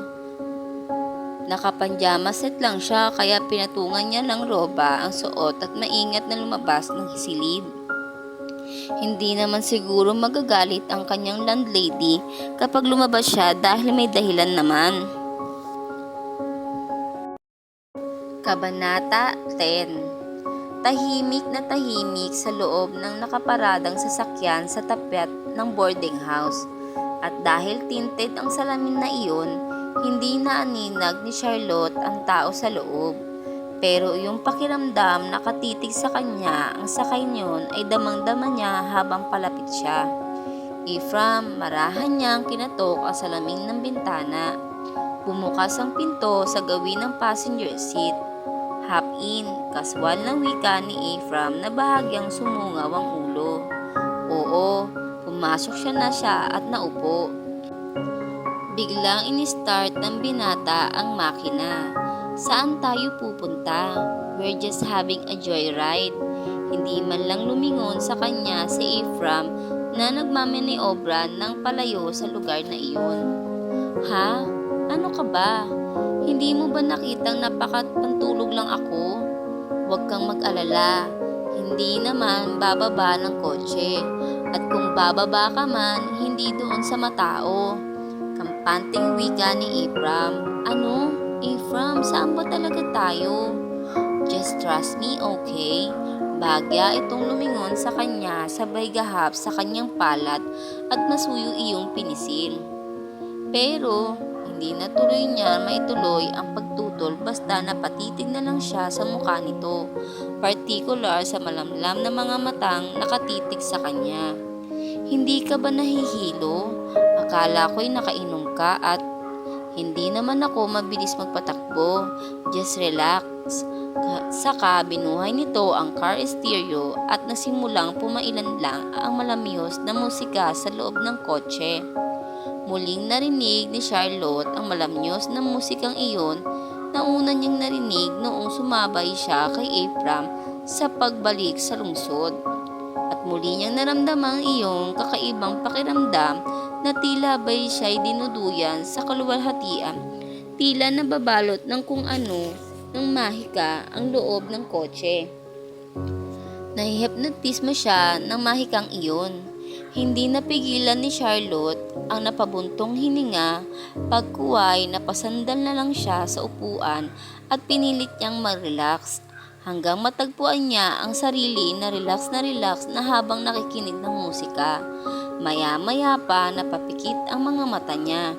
Naramdaman niya na patuloy sila sa pagbabiyahe, pero hindi na siya nag-abala na alamin kung saan sila patungo. Gusto niya ang lamig na namumula sa aircon na yumayakap sa kanyang katawan. Gusto niya ang isiping naroon lang sa tabi niya si Ephraim. Silang dalawa lang sa loob ng kotseng iyon. Wala si Amy sa pagitan nila. Hanggang hindi niya namalayan ay naidlip na pala siya. Mainit ang bagay na iyon na namalayan ni Charlotte na nakapalapat sa labi niya. Dama rin niya ang masuyong paghaplos ng palad sa kanyang pisngi. Kasabay niyon ang paghahalap-hap niya sa mabangong hininga na dumadapyo sa kanyang pisngi. Ephraim, pabulong na tanong ng kanyang puso sa pangalang iyon na gusto niyang isipin na siyang pang-ahas na humahalik sa kanyang mga labi. Pero hindi niya sigurado kung nagaganap lang sa panaginip iyon o kung totoo na pala. Ang sigurado ni Charlotte, gusto niya ang hatid ng kaluwalhatian ng halik na iyon. Gusto niya ang mga nabubuhay na kiliti sa kanyang mga kalamnan. Ayaw dumilat ng dalaga. Ayaw niyang matapos ang ligayang nagpuumapaw sa kanyang puso sa isiping iyon. Ang unang halik na kanyang naranasan mula sa lalaking akala niya ay hindi pwedeng bumuhay sa mga malisya sa kanyang katawan. Kaya ang masuyong halik na iyon ay nagtagal hanggang bahagya ng nagiging mapusok, mapangahap. Naramdaman ni Charlotte ang pagbabago ng halik kaya unti-unti na niyang na-realize na hindi lang sa panaginip ang nagaganap ang lahat. Totoong may humahalik sa mga labi niya, totoong may humahaplos sa kanyang pisngi, totoo ang init na nagmumula sa katawan nito na ngayon ay nakayakap sa kanya. Totoo rin ang mainit na palad na nagsimula ng humaplos sa kanyang mga braso, sa liig, sa pisngi, sa marahang dumaus-us pababa sa kanyang leeg. Saglit iyong huminto roon na para bang nakikiramdam kung may pagtutol na nagmumula sa kanya. Maya-maya ay nagsimula ng dumausdos pababa ang palad ng pang-ahas. Wag! Tutol ng kanyang utak nang ma-realize niya kung saan patungo ang palad nito. Pero wala namang ginawa ang mga kamay niya upang pigilan ito. Kaya nga, dama na niya ang palad nito na nakakupkup sa isa niyang dibdib habang makalapat pa rin ang mga labi nila. Ephraim patuloy na bulong ng kanyang puso. Habang minanamnam ang nakangingilong sinyasyon na hatid ng pangahas na aksyon nito, hanggang hindi na niya namamalayan, tumutugon na pala siya sa masuyong paggalaw ng mga labi nito. Habang hinahayaan niyang kumakawala sa kanyang lalamunan ang impit na daing na kung hindi niya mailalabas ay tila magpapasabog sa kanyang puso. Maya-maya ay naramdaman ni Charlotte na inilayo na nito ang mga labi sa labi niya. Marahan siyang nagmulat ng mga mata, naroon pa rin sila sa loob ng kotse nito. Madilim pa rin, nanonood pa rin sa kalamnan niya ang lamig ng aircon. Habang patuloy sa pag-ilanlang ang malasyosong musika mula sa bukas na car stereo. Charlotte, usad nito. Ephraim, napalunok na bigkas din siya na pangalan nito. Pilit niyang inaaninag ang mukha nito sa pagpusyaw ng liwanag na nagbumula sa ilaw ng car stereo. Let's go, yaya nito. Saan? Takang tanong ni Charlotte. Sa itaas, sa condo unit ko. Ha? Sukat doon ay tila nagising ang dalagas sa saglit na pagkalimot. Diya't nadala na pala siya ni Ephraim sa tinutuluyan nito. Anong gagawin natin doon? We have to talk. Pero, come on, you trust me. Don't you? Oo naman. Then let's get upstairs ha. Saka nauna na itong bumaba at lumigid sa gawin niyang upuang pinagbukas niya ng pinto. Come on. Inilahad pa nito ang palad sa kanya. Tila maamong tupan na tinatanggap niya ang palad nito. Pagkuway, humakbang sila patungo sa elevator at mula sa ground floor ay nagpatuloy sila sa ikasampung palapag kung saan naroon ang unit ni Ephraim. Hindi niya magawang magtanong o tumutol man lang, kaya lalong hindi niya magawang magalit dahil sa kapanghasan nito kanina. Ang alam lang kasi ni Charlotte kasama niya si Ephraim. Pasok ka, wika ni Ephraim nang akayin si Charlotte papasok matapos buksan ang pinto ng unit nito. Walang kibong humakbang siya papasok. Madilim sa loob ng sala. Ang tanging ilaw na nagbibigay ng mapusyaw na liwanag sa paligid ay ang ilaw na nasa ilalim ng malaking aquarium na nakapondo sa pinakagitna ng sala. Let's go! Yaya nito na hindi rin naman nag-aabalang pindutin ang switch ng ilaw sa tabi ng pinto. Oo, minsan pang naging sunod-sunuran si Charlotte dito. Kahit pa alam niya na doon sila patungo sa isang pintong nakasara na hinunahan niya, silid ng binata. Pasok ka, wika ng binata nang mabuksan na ang pinto. Humugot muna siya ng malalim na paghinga bago humakbang papasok. Ephraim, ano ba ang gagawin natin dito? Hinarap niya ito para liwanagin ang lahat. Kahit pa nga tila huli na. Dahil nakalapit na sa kanya si Ephraim, kasunod yun ay naiyakap na ang mga braso sa baywang niya. Bakit mo ako hinalikan? Akala ko ba?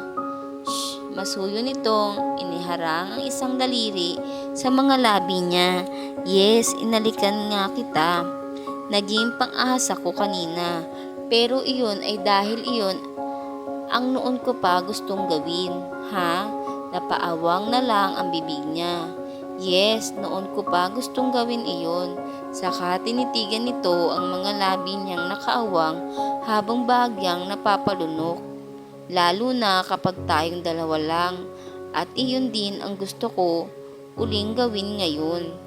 Pagkawikan yun ay muling sinakop ng mga labi ni Ephraim ang labi ng dalaga. Minsan pang natigalgal si Charlotte dahil sa naging aksyon ng binata. Pero saglit lang iyon. Kahit malabo pa ang mga paliwanag ni Ephraim, ang mahika ng halik na iyon ay tila sumakop sa buong katinoan ni Charlotte. She kissed him back. Kusa na ring yumakap ang mga braso niya sa leeg nito. Sukat sa kanyang ginawa, mas naging mapusok si Ephraim kagaya kanina. Naging malikot na rin ang palad nito sa pagdama sa katawan niya. Pero, hindi lang doon humantong ang pagiging pangahas ng binata. Naging mapangahas na itong alisin ang mga saplot nila sa katawan. Kung paanong hindi siya tumutol, hindi rin niya alam. Basta magkayakap sila ni Ephraim, kahit anong mangyari, okay lang. Kaya nang maramdaman niya ang binuhat siya ni Ephraim patungo sa malambot na kama, walang anumang pagtutol na nagmula sa kanya. Sa pagkakataong iyon, tuluyan niyang kinalimutan na may isang Amy na sa buhay niya. Tuluyan niya kinalimutan na magkaibigan lang sila dapat hanggang tuluyang maganap ang lahat. Bakit mo ginawa iyon? Mahikbing tanong ni Charlotte habang patalikod kay Ephraim na nakahiga. Hindi naman tayo. Shh! Masuyong yumakap ang braso ni Ephraim sa kanyang baywang at kinintilan ng maliliit na halik ang balikat niya na hindi nagawang takpan ng puting kumot na nanging saplot nila sa katawan. You don't have to cry. Wala ka naman dapat iyakan na. At bakit wala? Nagalit na hinarap niya ang binata. Oo, inaamin ko, naging marupok din ako. But you can said, I trust you. Kaya nga ako sumama sa iyo kahit na. Kaya nga you can trust me. Kaya wala kang dapat na iyakan. Hindi ko tatalikuran ang naganap sa atin. Nakahanda akong panagutan ito. Ano? Nanlaki ang mga mata ng dalaga at takmang babangong parang liwanagin ang pinagsasabi nito. Just stay put, okay? Masuyo nitong pinigil sa pagbangon ng dalaga at muling idinaga ng sarili sa kanya upang hindi siya makagalaw.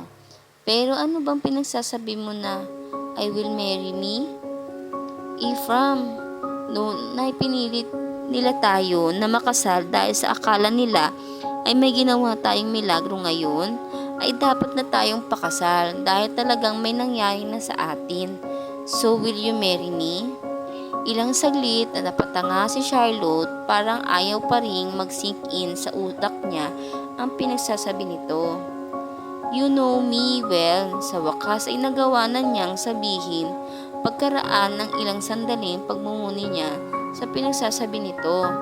Hindi ako papakasal sa isang lalaki dahil sa maling dahilan. Hindi ako nangyari sa atin ay tayong magpakasal. At bakit hindi? Tila naiinitang tanong nito. Dahil bahagyang tumaas ang tinig. Dahil may inis sa buhay mo. Dahil din nawika niya. Iyon ba? Napangiti si Ephraim. Okay, I have a confession to make. Ha? First, gusto kong malaman mo na wala kaming relasyon ni Amy. Ano? She's just a friend na gusto kong tulungan sa iyo. Actually, kapatid siya ni Mr. Nicolas. Ano? Ano bang pinagsasabi mo? Mahal kita noon pa man. Kaya natuwa ako nang akalain ng papa mo na may nangyari sa atin at pinilit tayong ipakasal. Ano? Gimban niya sa naririnig. Pero nasaktan ako nang nadiretsahin mong sabihin na hindi mo ako gustong maging asawa. Gayunpaman, ayokong sumuko kaya ayokong sunduin ang gusto mo na masabi ng katotohanan sa kanila. Pero lalo kong nasaktan nang takasan mo ako. Gusto kong isipin na talaga bang hindi mo ako pwedeng mahalin, na hindi lang biglang kaibigan. Gusto na kitang kalimutan kaya nagsikap na lang ako na mapaunlad ang negosyo. Pinahawakan sa akin ni Papa. Kala ko sapat na iyon para malimot kita. Pero nang muli tayong magkita, nakita ko ang paghihirap mo. Sinisi ko ang sarili ko kung sinasabi ko sa Papa mo ang totoo. Hindi ka sana lumayo. Ginusto kong ituwid ang lahat. Kaya kinausap ko si Mr. Nicolas na isa sa ninong ko. Ha? I'm sorry, gusto ko kasing mapalapit uli sa iyo. Gusto ko uling maging kaibigan ka at hindi naman ako nabigo. Nakuha ko uli ang tiwala mo pero akala ko sapat na iyon. Hindi pala. Kaya gusto ko pa rin maging akin ka. Pero natatakot naman ako na lumayo ka uli. So I decided na kakapain ang damdamin mo. Kaya pinagselos mo ako kay Amy. Sa wakas ay narealize na niya ang lahat. I'm sorry, nalilito na kasi ako. Hindi ko alam kung papaano. Nabiling ang sampal ang mukha ni Ephraim. Charlotte, bakit mo ginawa iyon ha? Hindi mo ba alam kung gaano kahirap ang kauloban ko sa isiping papakasal ka sa kanya? Ha? Ibig mo sabihin nagselos ka talaga sa kanya? Masakit pa rin ang pisngi ni Ephraim na nasampal siya niya. Pero binaliwala niya ito, mas baka sa mukha ng binata ang katuwaan. At ano pa ba sa palagay mo? Isinama mo pa ako sa lunch nyo tapos nasusubuan pa kayo? Pero akala ko hindi ka nasiselos. Kaya nga naglasing ako kanina para magkaroon ng lakas ng loob na sabihin na lang sa iyo ang totoo. At bahala na. Iyon pala. Inirapan niya ito. Charlotte, huwag ka namang magalit. Nagawa ko lang iyon. Ewan ko sa'yo.